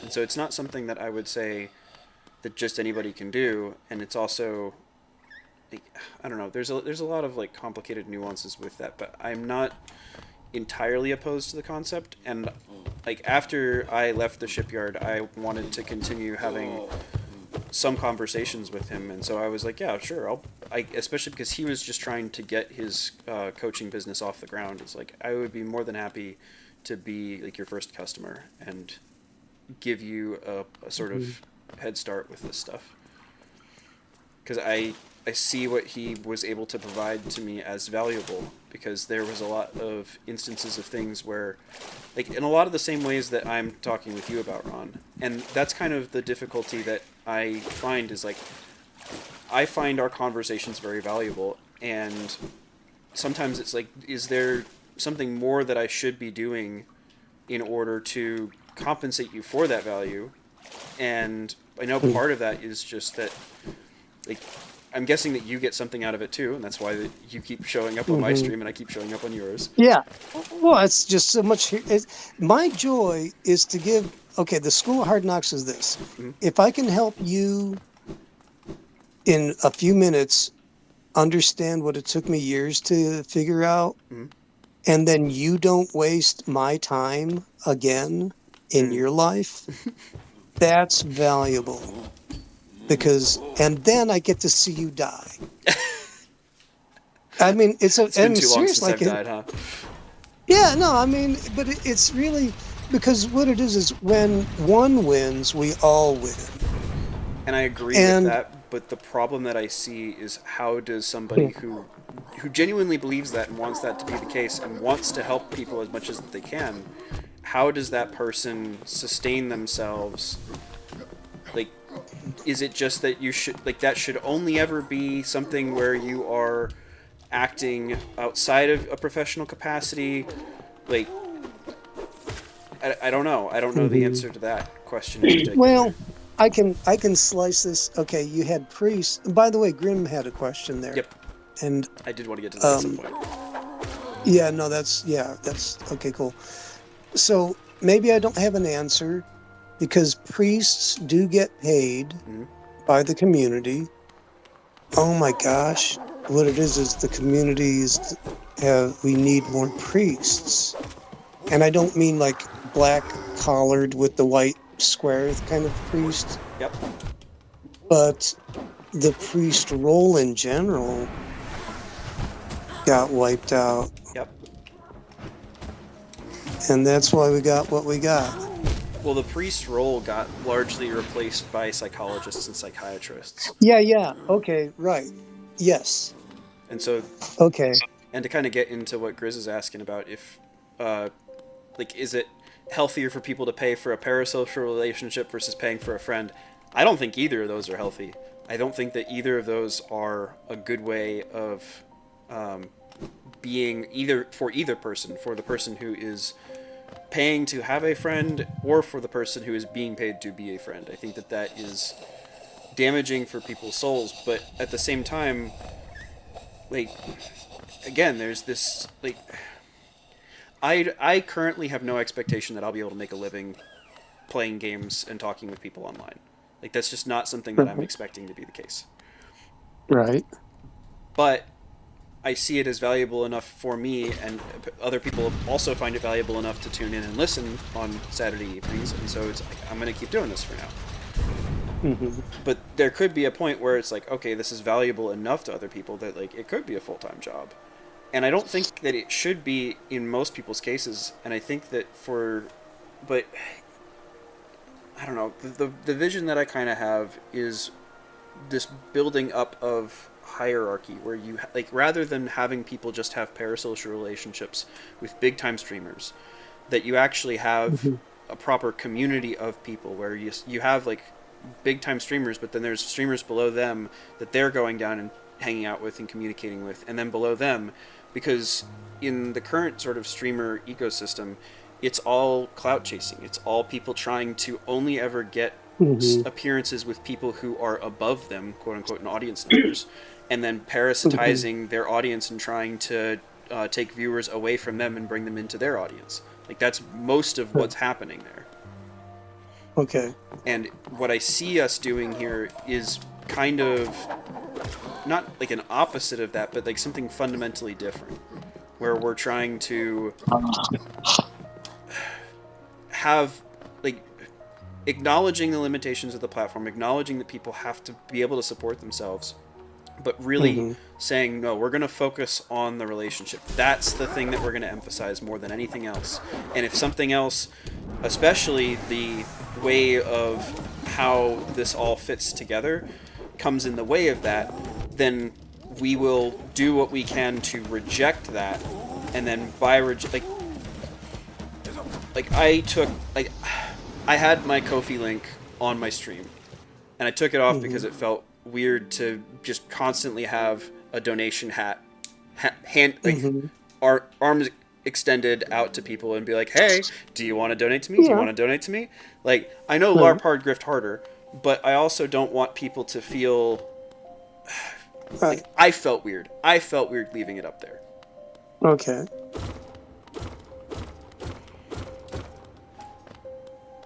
So I don't know how to solve that though. Like that's what I've been trying to figure out. Well, and let's. Okay, I'll go. Usually, I'll just go back to the Bible. Well, okay. I think when we're talking about maybe the problem is the priests got wiped out with the buffalo. I think that the priests contributed to the problem. How so? I think that they either had an unwillingness or an inability to engage with people and the problems that they were having at the level that they needed to have that engagement.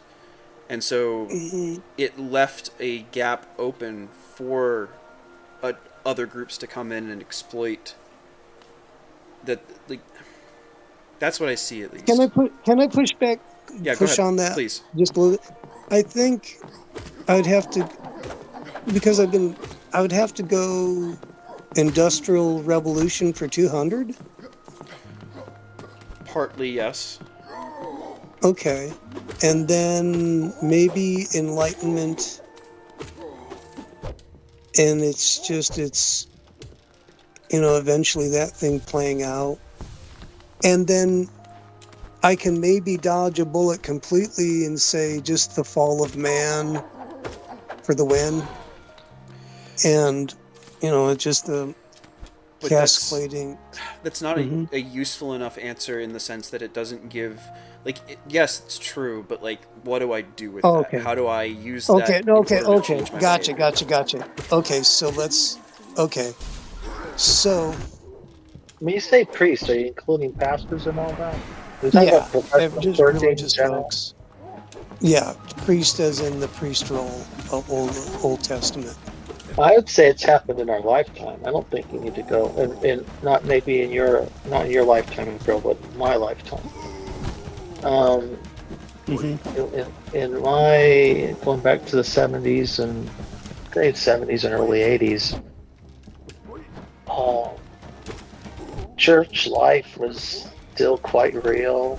The musicians in the band were not paid at all, or nominally, just a small stipend.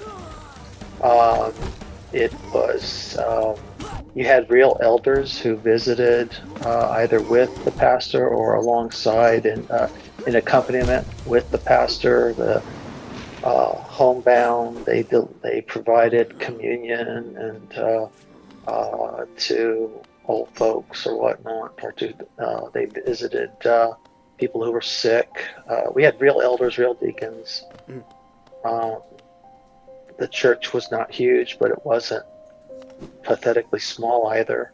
You know, a church of 250 people was a mostly packed sanctuary, and it did half as well on Wednesday nights and Sunday nights. So you usually a packed house Sunday morning, and then a nicely filled hall, 2 other meetings a week, plus youth activities, plus 1 week or 2 weeks of revival every year, camp meetings, whatever they call them, different things. And this was fairly common in both the churches that my wife attended and the church that I attended growing up. So what changed? Yeah, that's. I mean, it's hard to say, but because it seems to have started to die before the onset of the internet, but it seems awfully close to it. I mean, it was. Although it, you know, the Methodist church I attended in the 90s with my wife, locally, was pretty healthy, but socially healthy, but the services were like watching paint dry. It was really painful. And the youth, you could start to see the light die in the youth. I mean, there just wasn't a lot of. We really enjoyed each other's company when I was in the youth group. It was obvious that everybody was having fun, and I didn't get that. I didn't observe that in the youth of the Methodist church I went to. And by then, people didn't have a Calvary Chapel to go to. Calvary Chapel was just like every other church. It was populated by middle-aged people. When Calvary Chapel started in the 70s, got big in the 70s, it was basically one giant youth group. It was they were all, everybody there was under 25. I mean, it was, and so it was a different feel. Something happened, and the thing you could say is what really happened would be the church growth movement, right? Everything became. I think in the 90s, isn't that when Willow Creek took off, and or these various Saddleback and all that. PBK knows more about the history of all the church growth things. But it became systematized, and the pastor, you became this, and successful churches seem to have led off people from the smaller churches. I mean, this, I think, what I saw in the 70s, They small Walmarted churches. Yeah, maybe. Well, maybe, because what happened is it's.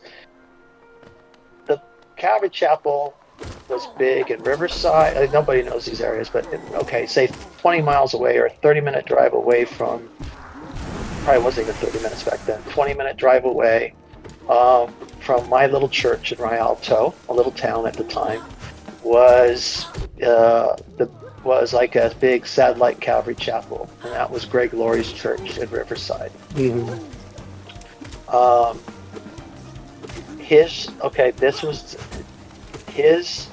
His church supplemented the ministry of the small churches.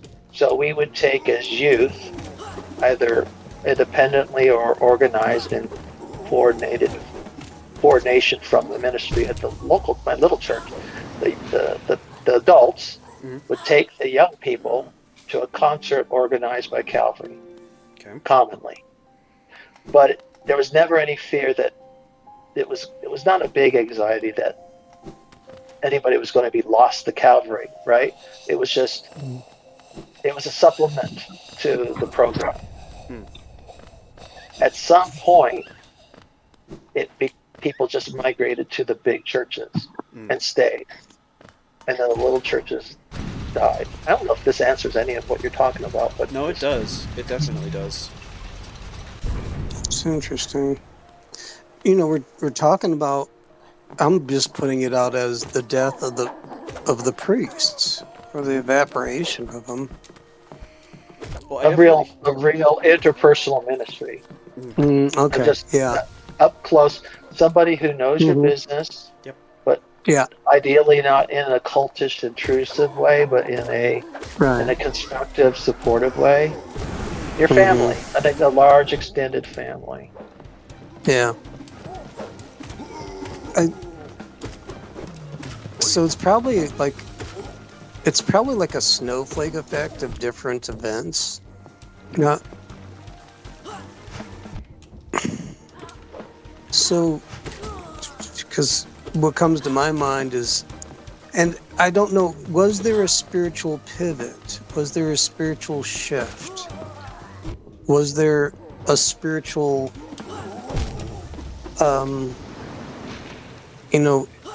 in the heavenlies, did something did the good guys lose somehow?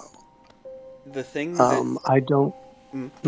the thing that comes to mind for me is that I think that there was a lot of pushback from like the new atheist types, and they raised a lot of points and gave a lot of criticisms that either weren't addressed at all or were not addressed well enough. Night's Patch. And I don't know. I don't think that that's necessarily the only thing that happened there, but that's definitely a part of it. So the thing that destroyed. I'm sorry. No, go for it. The thing that I think destroyed the little church that I grew up in, or diminished it anyway, didn't destroy it, but diminished it, was petty bickering. Yep. And then when people split, they went to when the ones that didn't stick around went to bigger churches that were more organized, more corporate, less personal, where the bickering would be less consequential. If it was there, it was probably still there, but it was just less consequential because your personal influence and the demands on you as an individual were considerably less. You can play, you can participate, but at the same time, nobody is only a handful of people. Yeah, well, are checking you out, or nobody. Well, accountability. The only person who really super mattered would be the person on top, right? So that's the only thing that could kill in the 90s and after. Could kill a big church would be a fall of a leader, right? Which we've seen 100,000 times. Right. Like. No one cares if an elder gets caught with his hand in the wrong place, right? Because it does that. I mean, nobody cares in the sense that doesn't make the news. That doesn't cost attendance. What really hits is if the pastor, for evangelicals, if the pastor gets caught. That's the Pope. If the Protestant Pope gets popped. Or a major leader, a priest. The priest, same problem. But it's got to be at the leadership level, really high. It could be scandalous, but it's not going to kill the church. Whereas back in the day with those little churches, when they break, they broke not usually over stuff like that. They broke over the thing that broke this church was an argument over who was going to be the music leader. I mean, stupid stuff. Yep. Right? So, and I'll throw this out there for you, and I'm asking a question and making a comment too. when I was growing up, before I was even really interested in Jesus, I saw absolutely no spiritual power in most Christians. Yep. I met a few that I liked, and wanted to behave around, because I really felt like, for lack of a better word, there was something holy about them, that I would say now, that you wanted to respect. But there wasn't a lot. And I think, but I will say back when I was a little kid, a real religious family wasn't abnormal. And it wasn't anything poo-pooed. It was actually respected. And usually you did see the kids acting better too. Mhm. When, they were going to church and there was a spiritual life that was part of their framework. Kind of got lost on that one. And so I was just going back to, I guess it would be emotional connectivity between for the Christians to have with a real walk with God. I don't know how that comes across or sounds, but the ability to relate to a stranger like me back in the day, like, oh yeah, I talked to God. That didn't happen a lot. Mhm. And I wonder if that was part of the downfall. It's the lack of power, where you have other religions that are just like, oh yeah, we talk to our God and he does stuff. Whereas Christianity seems, it went more intellectual and got away from the spiritual. Well, and that's kind of Does that sound fair? Yeah, and that's kind of what I was trying to get at with, like, it's not just the criticisms that atheists made towards Christianity. I think it was in a lot of ways the ways that Christianity responded to those criticisms. If that makes sense. Okay. Yeah, Like, yeah. Rather than saying, like, playing into the sort of like historicity thing, right? And making that more of the emphasis about why the Bible is important, why you should listen to it and follow it, rather than the personal impact that it has on people and the Right. lessons that Okay. it teaches. Right. Howdy, I mean- Foxman. Good to have you here. Is Fox in here? Yep, you just, well, not in the chat here, but just in the Oh, okay. Hive Mind. Right. What's up, dude?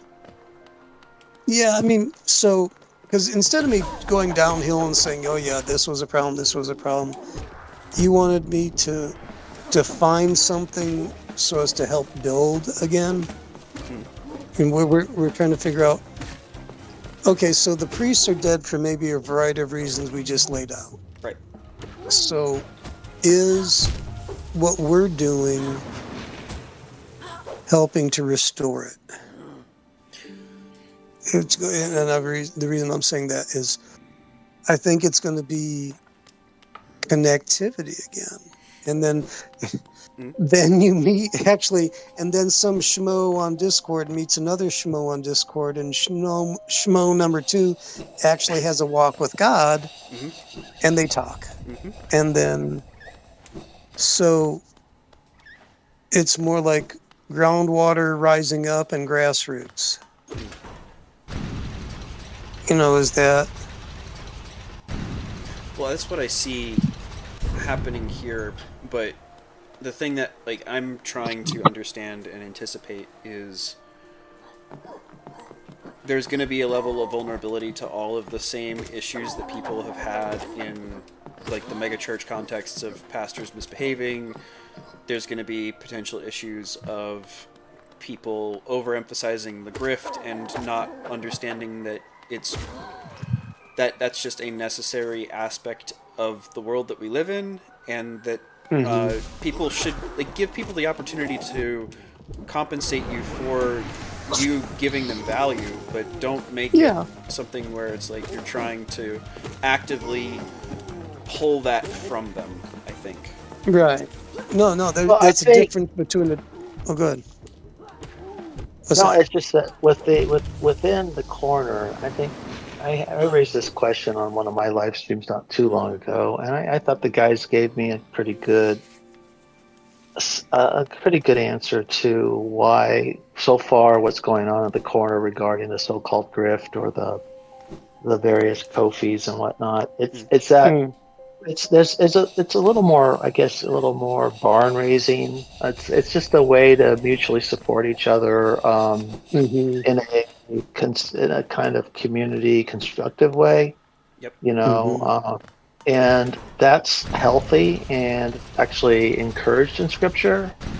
You know, Right. bear one another's burdens, and one hand, you know, the one person gets help this month, next month they turn around and help somebody else. There's a lot of fluidity in the so-called grift, right? Mm. The real grift, the really bad stuff, or at least potentially bad anyway, or world. Let's just put it worldly. The worldly commercialization is not rooted in that. It looks just like a. Oh, yeah. It Gotcha. looks just like a store. It's like Yeah. it's back. Or I hate to pick on her because I don't know her, but it just looks. You know, I'm a Christian. I've got these. I've got these teachings for you, and you can have my whole series for $300. Ex- And here's a coupon code for 20% off if you buy now. That kind of feel, and we see that all over Christian YouTube, right? It's Halo, biggest Lent ever. It's gross. You know it when you see it, right? It's just Yeah, gross. Yeah, it's like That's such a great.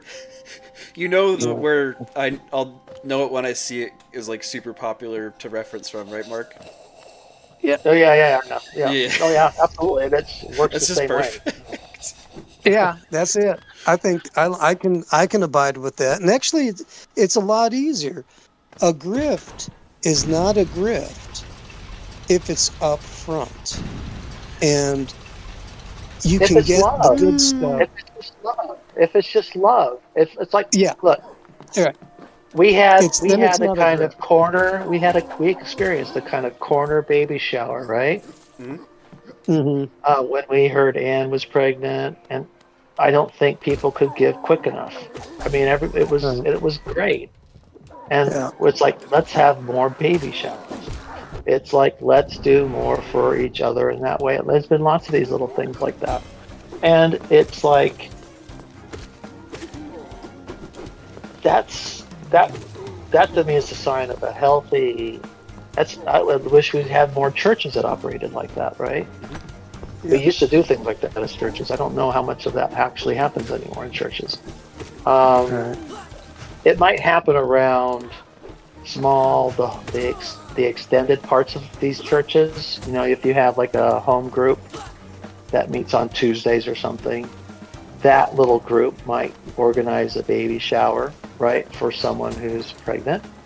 But would that reach out to the whole church? Whereas the corners, like the whole corner was lit up for a little bit, you know, kind of all excited about the new baby coming, Yep. right? It really made that was exciting, and now it's exciting to watch him. You know, we occasionally get to peek in and find out the new details and see the little feet wiggling, and everybody's like excited, and that's a sign of a healthy human community. Now, if we put branding on his little toes or her little toes, but That's exactly it. No branding. no branding on the baby. No branding on the baby. Yeah. Yeah, I mean, I think that Oh, go ahead. I talked to you. just part of it is like, how do you redeem profilicity in a way that makes it in service to relationality. That's kind of what I Honesty. see. Well, that you're yeah, okay. And Mark, what do you got? Because I just go with honesty and who you are. I jumped in on that one real fast. Mark, what do you think? No, that sounds honesty is who you are. Yeah, well, an honest relationship with, I would say internal honesty. Because for me, if you do that, then actually, if you're a priest, you'll be doing it on the job or in the neighborhood or at the grocery store, and it won't be only behind a paywall. Right. And there, then a good priest is a priest all the time. And a good priest, I don't think, has to say they're a priest if they're really doing it right. If they have the relationship with God dialed in, and then they are just living life. Jesus always responded to need. Well, I guess because I think the woman at the well, and then also, I don't know if that was need, but she needed to be straightened out because she was a mess. It's really weird. The thing I would be concerned about is that people who need help don't seek it very often, and then the people who could do more for themselves become accustomed to kind of grifting and so they just can't stop themselves, so they go hunting for communities to milk. PBK, I think, talks about this sometimes. They're just people who are kind of addicted to handouts. Yep. And Oh, that's enabling. Okay, then you have someone who's codependent or user. I don't know if we're equipped to manage that problem. It's not something we've experienced in the corner, from what I can tell. To my knowledge, They'd probably get kicked out. Someone would call. I don't know if someone would call them out. I think they would get called out. I think they would be asked to try and improve, but I don't think that and that's part of the power of this place, is it's not just about, like, I think a big part of it is, like, you don't have to have the perfect theology in order to participate. People just want to see that you have the right orientation, and we'll figure out the theology along the way. And so I think in that same way, like, somebody could be maybe, like, they have okay intentions, but they're just not executing on it quite right. And so it's like, okay, how do we communicate to them that they're not that they're messing it up? Like, they have the right idea, but they're not where they need to be just yet.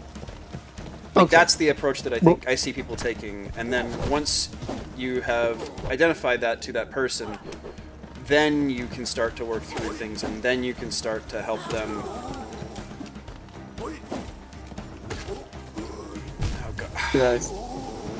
I keep getting killed by things coming out of the ground. It's really frustrating. It's the little things. Mm-hmm. It's the little things. I mean, if yours is right, sorry, go ahead.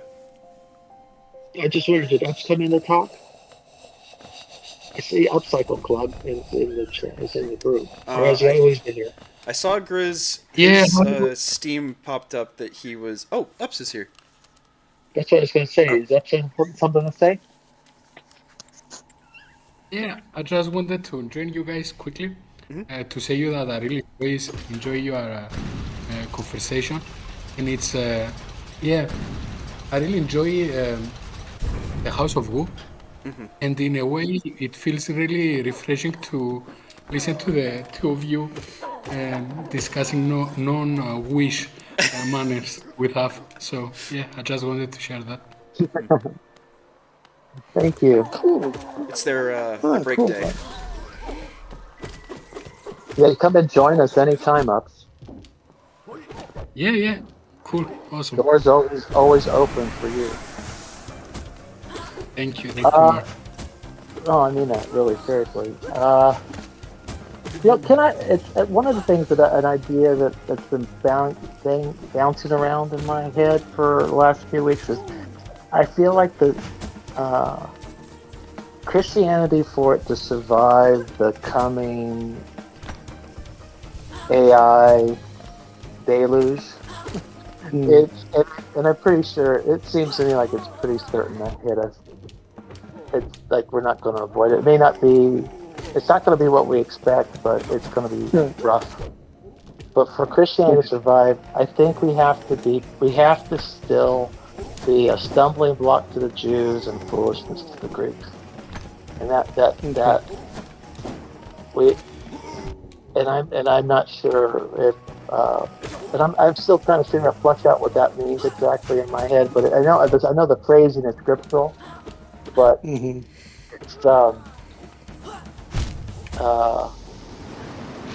we're in the corner. It seems like, and it's not ill intended, and it may not even be wrong-headed. It makes a lot of sense to syncretize the faith with its Jewish roots, and it makes sense to engage with philosophy and science. But on the other hand, we run the risk of it really killing the thing that makes Christianity distinct. That it really, for it to survive, it really must stay foolish, and it must also be unacceptable to some people.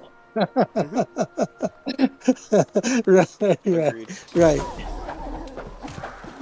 But it's not for me to make it that way. You know what I'm saying too, though? Because if I could, it's not for me to make it exclusive. Well, who is but it it's to make that then? Whose call is it? I'm not sure. That's what I don't have an answer to it yet. Yeah. It has to. I guess maybe it's a little sensitivity to the spirit that Ron talks about. I mean, when Ron gets into the mode, he definitely is a stumbling block to the Jews and foolish to the Greeks. I mean, and that's what we love about him. And that's probably when he is at his best. Sorry, Ron, we're talking about you in the third person. No, I like it. No, I appreciate it. I like it quite a bit, and to be honest with you, if you simply go Jesus Christ crucified, Him crucified and resurrected, right, you'll have your stumbling block and your foolishness. Right. Yeah.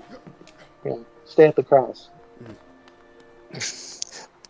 But I do have something good for you. Is I think when things get really weird, let's say the AI wave hits. I don't like it, but desperation is a great breeding ground for faith. And there will be foxholes. Yeah, exactly. Okay, there it is. Yeah.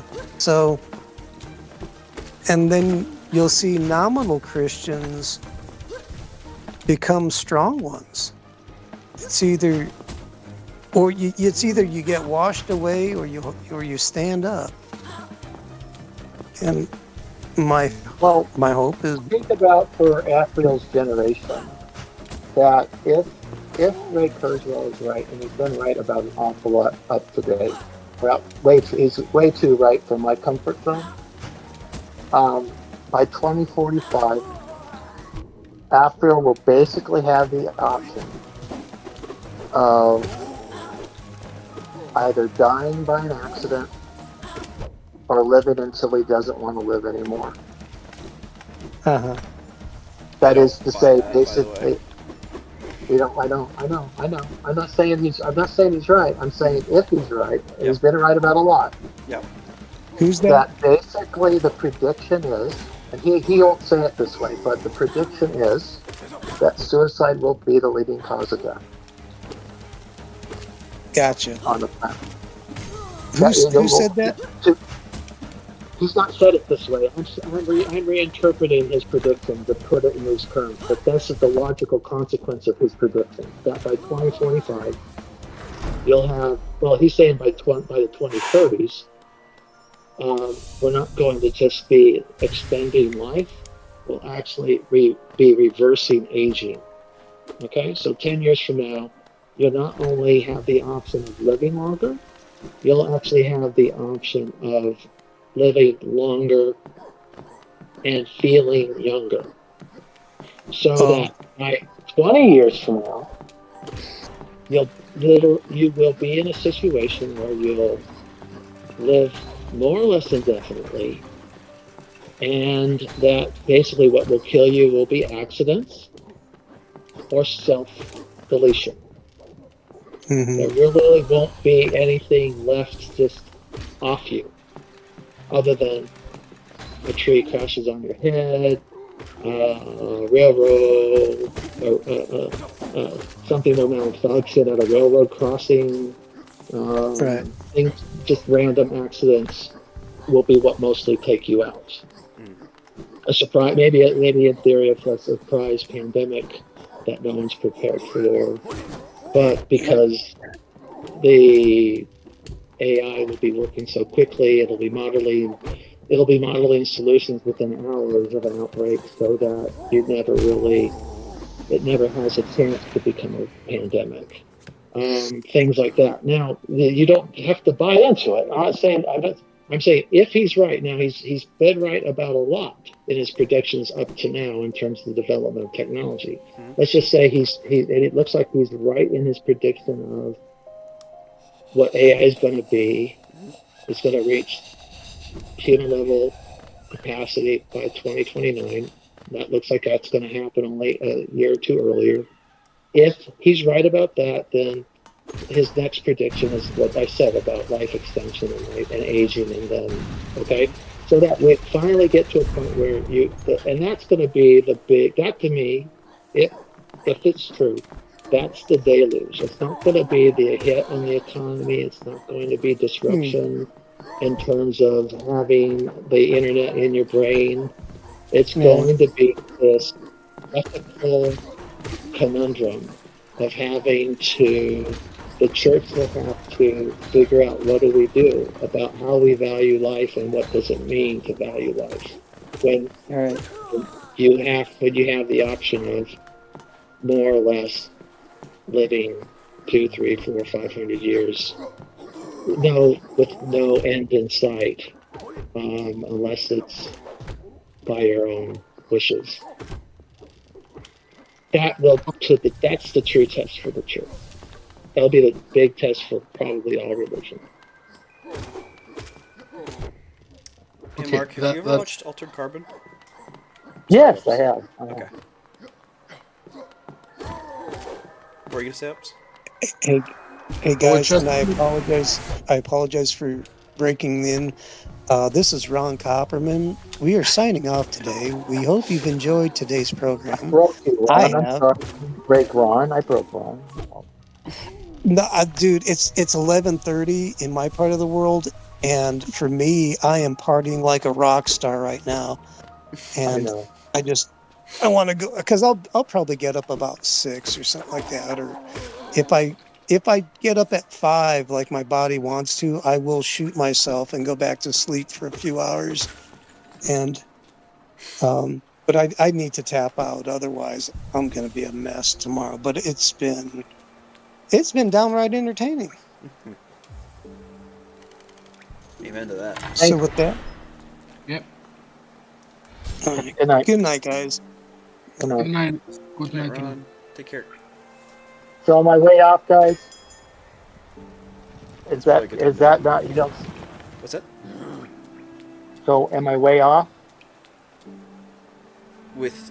I think that is going to be a significant challenge, but I am skeptical both of our capacity to lengthen people's lives, and I'm also, like, I would very much more expect it to be something in line with Altered Carbon, where it's like the way that it plays out is only a select few people are given that gift, and then everyone else is just continuing to live short, miserable lives, at least according to the people who think that a life not immortal is not a life worth living, which I disagree with, but they seem to have that in their heads, so. Yeah, what I was gonna say before is that what Mark was touching upon there, in terms of these futuristic predictions. Yeah, interestingly enough, I am attending a seminar along with some other friends, some from TLC, this weekend on the original futurist movement.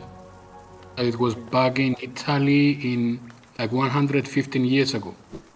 So that it's very interesting because it seems to me that that specific movement not only was really influential in terms of art and typography and even propaganda, but what we have now with this futurist movement of today, with the transhumanist and the accelerationist and all of that, it seems to be just a watered down version of what they envisioned back then.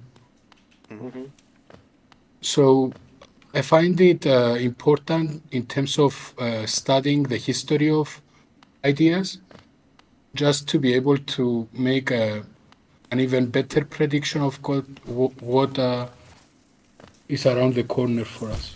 Yeah.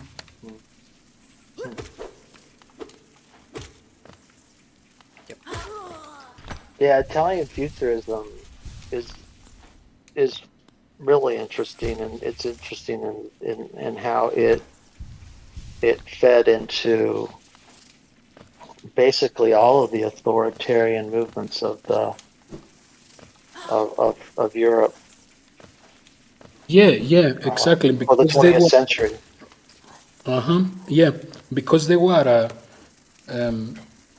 they really wanted war. They wanted to destroy what the old in order for the new to arise. So Right. they were after the technological innovations of the day, like electricity, speedy cars, aeroplanes, and all of that. So today it's all about artificial intelligence, right? And extensions of our consciousness, post-humanism, uploading our consciousness, extending our lives, and all of that jazz. Do people still in your part of the world feel burdened by the history you live around? I mean, I've heard many people in Italy, Italians in particular, but complain about that it's all of the physical reminders of history are kind of they don't always treat it as a for those of us in America, it's awe-inspiring, but it's a kind of burden. I've heard that expressed a lot over the years. Yeah, it seems to be a case. Sorry for interrupting there. Just a small comment. It seems to be exactly the case, and once again, going back to the 1920s and the Italian futurists, they were against the tourists. They didn't want their cities turned into museums. They considered museums and libraries like cemeteries, and they didn't like that their cities are getting flooded with tourists and all of those tourist guides. They found that very, very, very bad, to say the least. And in a way, we can see that in modern day Europe happening in places like Barcelona. Like there are a lot of protests against this notion of this phenomenon of over tourism. So yeah.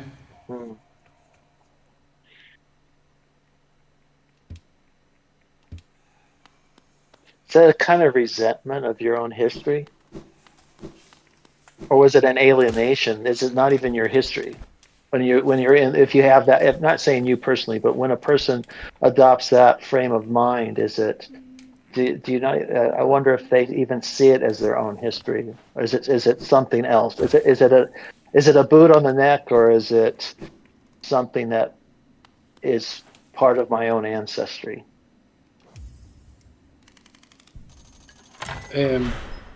Yeah, me personally, I love everything ancient and historical, but as far as I understand, how at least a large part of the population in Europe still has this opinion that everything that has to do with the past, including all those architectural monuments and the paintings that they bring awe and even inspiration to us,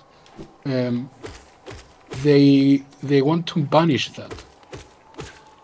They want to cut ties with the old, and they want to. They are looking for new things. Now, if that translates to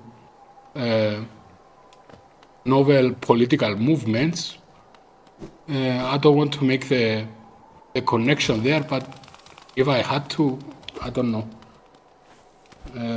What they generally call wokeism,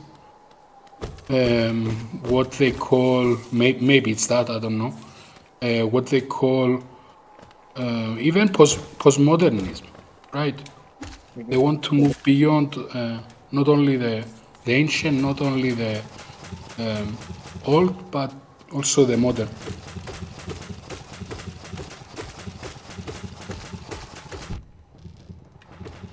What you're describing makes me think about the when you were talking. I just thought about the what was it? What did they call it? The Olympic, the Paris Olympics, and the it's not pre-game show, but it's the opening ceremonies. That incredibly odd show they put on for the opening ceremonies. That was both. It was a kind of, it was like a TV. It was like, you know, the famous photograph Piss Christ, where Mapplethorpe took a crucifix and put it in a jar of urine and then took a photograph of it. Mm-hmm. It was like that, only for French history. It was the Piss Christ version of French history. Yeah. No, a lot of people hated that opening on the Olympics. Yeah, specific that part. Yeah. Interesting.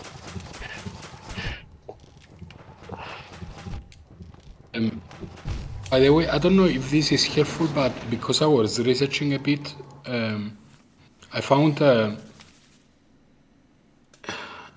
definition from a philosopher called Terry Ingleton, that helped me really to grasp the notion of deconstruction. That is a postmodernist notion. Deconstruction insists not that the truth is illusory, but that it is institutional. So that brought me some perspective there. And that the point is to try and break down the institution so you can actually get to the real truth that it's hiding. Is that? Yes. And maybe that truth is even so much buried beneath the surface by the institutions. So they need to remove the institutions in order to, I don't know, start excavating for that truth. And why are they so confident that there's no possibility that the institution could maybe actually have some genuine truth?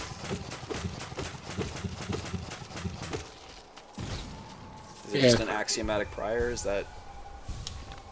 I think it has to do with the whole axioms, yeah.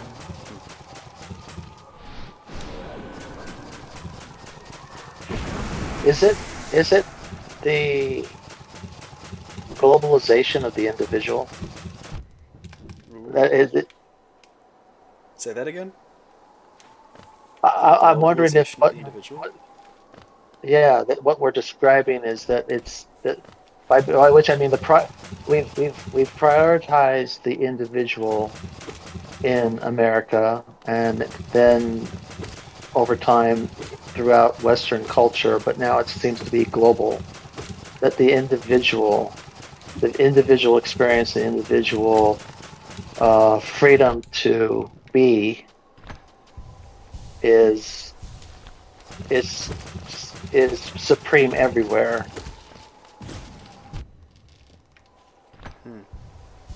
You can't. I mean, I think of like this is a war analogy, but the World War II, the American mobilization during World War II, going from the Great Depression that started in 1929, and then carrying through, and they didn't really finish the job until the end of 1945, and so that was 16 years of a whole generation basically spent in struggle, and yet the society not only cohered, it thrived.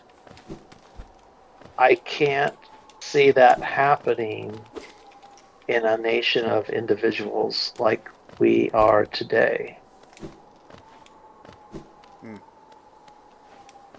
Without experiencing a whole lot of personal trauma and resentment, right? Because people would be turning around, I've wasted my life, all this, I've been used up, and for what? You know, to them it's like you I don't know if you do some of that generation. They didn't. Do you have any old people in your family, Raphael, that were living that? So That you can talk to? not that I could talk to often.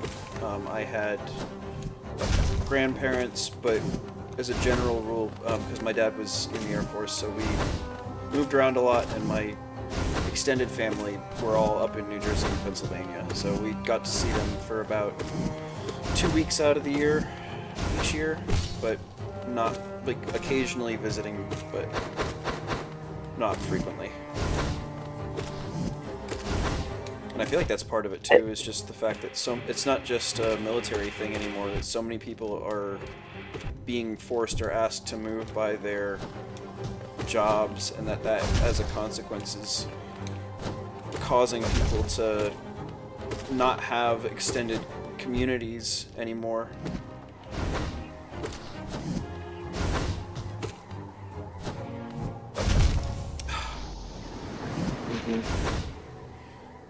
Yeah, I don't know how, like, because I feel like that's a consequence of economics, but it's also, to a degree, a choice that's being made for people in a lot of ways. I don't know. Well, we take these days, we take the loss of, we take the opportunity costs of self-sacrifice for things bigger than ourselves very personally. It's a wounding, right? It's not just, it's it's like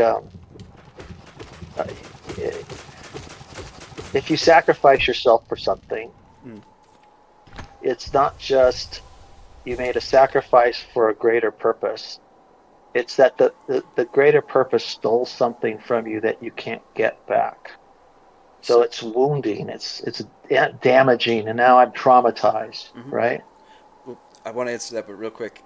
Howdy, Matt. It's good to have you in chat. I was not ever expected to see you here, but it's good to have you. The Mr. Skankenstein in the chat is Matt, Oh, cool. the balloon artist, who also goes up to the Olympia estuary.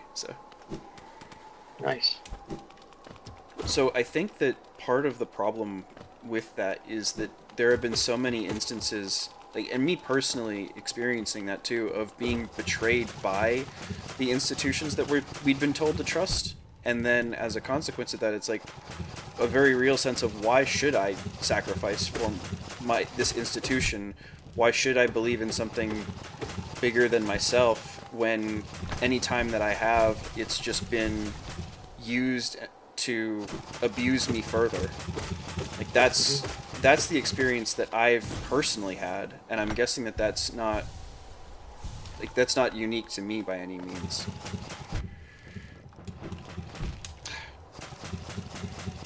No, not at all. You can see it.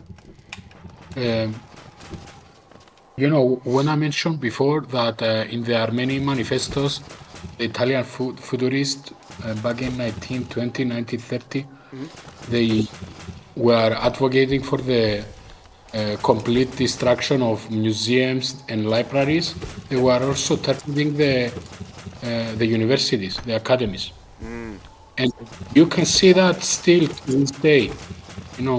People, they have this notion that the universities are not valuable because, I don't know why, because they got co-opted by different agendas or whatever, and that they are not serving their purposes. Maybe that's a whole different discussion, but yeah, there are many ills within universities, but there is also still value, right? Right, but so many of the modern ills are caused by the very postmodernists that you're saying are complaining about them and trying to dismantle the institutions. Like that just Exactly. And listen to this now. Isn't this the reason why someone like Peterson had this Peterson Academy? He's trying to offer an alternative that is supposedly of equal value and cheaper. So he's going after that. He's utilizing technology, the speed that technology offers to all of us. Once again, one of the things like from the agenda of the futurist from Italy, and yeah, I can see this proliferation of various, not only online academies, but also virtual communities like our community, like TLC. So there is value here. It's not it's something that is good, I think. And I agree. The thing I see differentiating Peterson Academy versus something like TLC, because there's definitely a need for properly. By the way, I'm not conflating the two. I'm just no, but just as like a comparison, because I think that's a useful thing to do a comparison for. I think that it's. I'm trying to think of how to put my words while still trying to fight at the same time.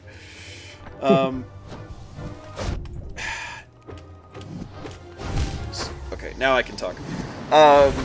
So Peterson Academy is trying to give a more regimented way of learning, but I don't think that it properly addresses the actual value that's provided by a college, specifically having people and peers that you are studying with and networking with, and accreditation that comes as a consequence of it at the end.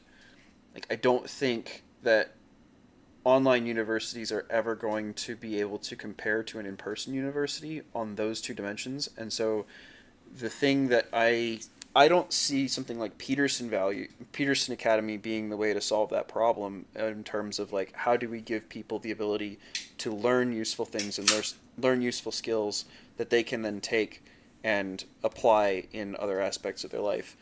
Like,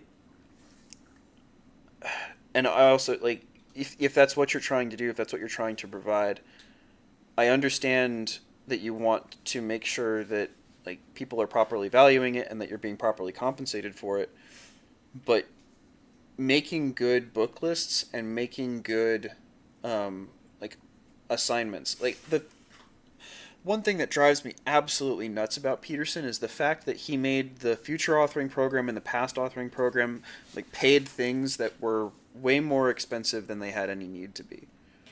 And I understand part of his thinking with that was if people have to pay for it, then they'll take it more seriously. But it was just like, dude, you're fleecing people. It's just... How much is it? I forget how much it was. It was something between like $20 and $50, but it was literally just a questionnaire for people to fill out. And it's like, just post the questionnaire publicly. Like, even the freaking, like, the New Age BS that Grizz ascribes to, like, that whole thing, there's a lot of it, is available for free online. Like, you can buy physical copies of it too, but if the information is genuinely that valuable, then the point of it should be to just let people have access to it, and if they want to pay to have access to it in a different way, then that's fine. But like,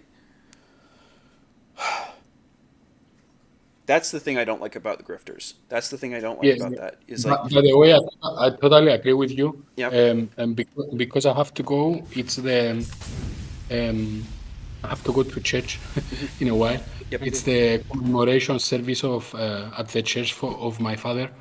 So yeah, it's thank you. So do you guys remember the TLC this corner.com? yes. Okay, one of the awesome features of that search engine was that because it functioned as a now it's defunct, of course, but back then when it was up, it used to function as a memory base and database, let's say. Okay, so even if, because it was crawling the different videos and making the transcripts, also bringing the transcripts of each video to that website, even if a specific video got deleted or even in private mode and couldn't be accessed, we could still see the transcript of that video. Okay, and one of the things I've noticed is that our friend Jonathan Pajot, back in 2018, I think, or 17, he had a video that he then set to private where he was saying that I will never place anything behind a paywall. But some years down the road, he did exactly that with the symbolic word. Yep. So I'm not saying this just to throw mud at him. Yeah, I'm just saying that, and I even attended one of his courses at the symbolic word, and it was good. I'm just saying that the circumstances change. That's true. Okay, so yeah. And there is something about the notion of prophylicity that people, they need to go and back in the past and remove videos because they don't align with the current like character. Yeah. So Yeah. that's a few points there. Yeah, no, Interesting. I appreciate that point too, because I think that is something that gets missed. Is like if you want to do this full time, then you do have to get compensated for it. And if you want to do bigger events, if you want to do more things, then you do have to have enough money present in order to be able to accomplish those. And if you want people to actually pay attention and take you seriously, then you have to do Like, you have to approach things in certain ways. You have to dress in certain ways. You have to talk in certain ways.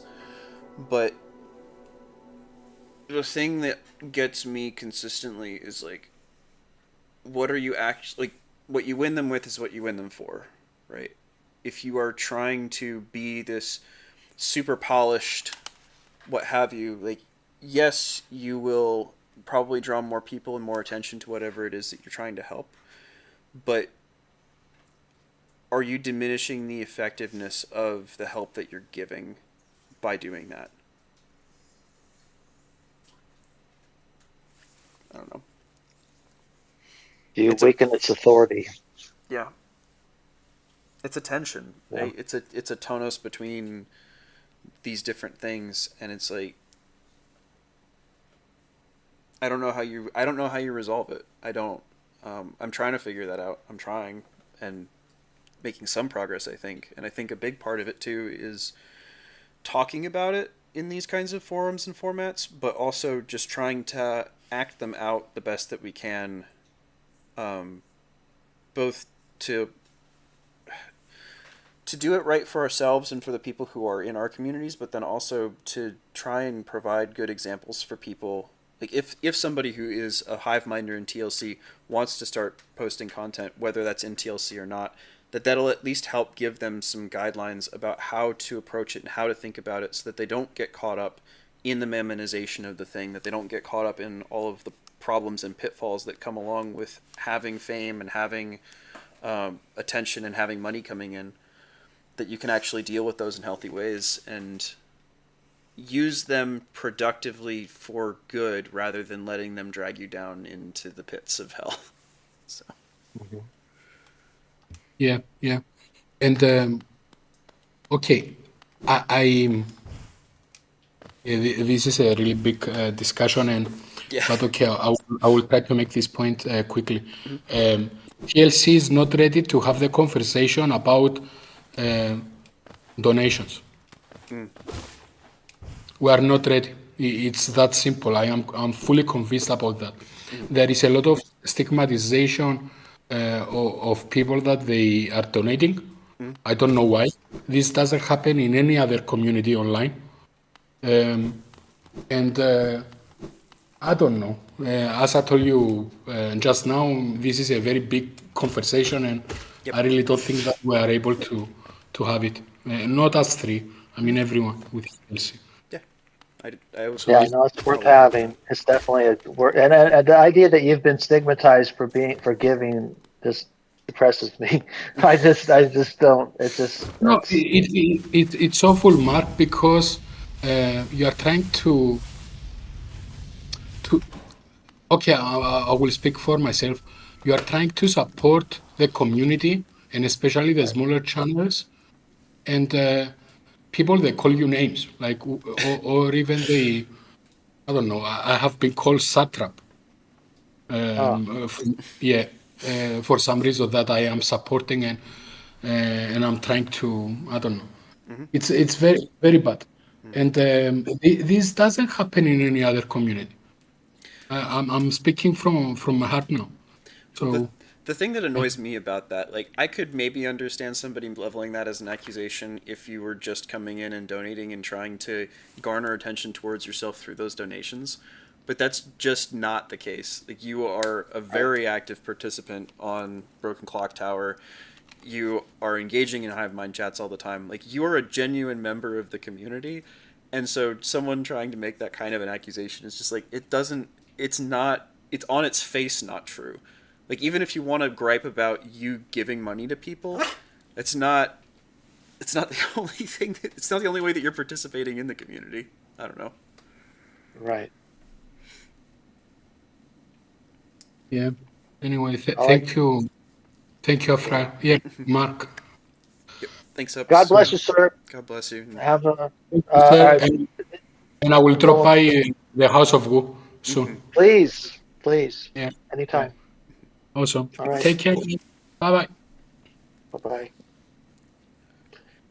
Well, while we were talking, I killed another boss, so I think that's probably a good point to wrap it up. Well, that's good discussion. Thanks for letting me in. Yeah, and well, thank you for bringing it too. Like that was really good. Do you want to help me close Yeah. out the stream? How do I do that? Other than just leave. Do you know the tagline? No, I don't. What's the tagline? The tagline. Goodbye then. Be safe, friends. Don't you dare go hollow.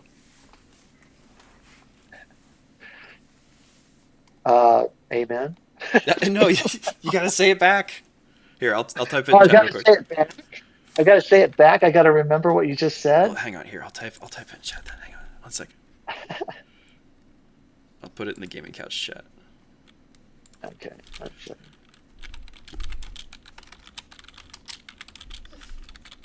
Goodbye then. Be safe, friends. Don't you dare go hollow. Thanks for tuning in, Embody. See y'all later. Bye bye.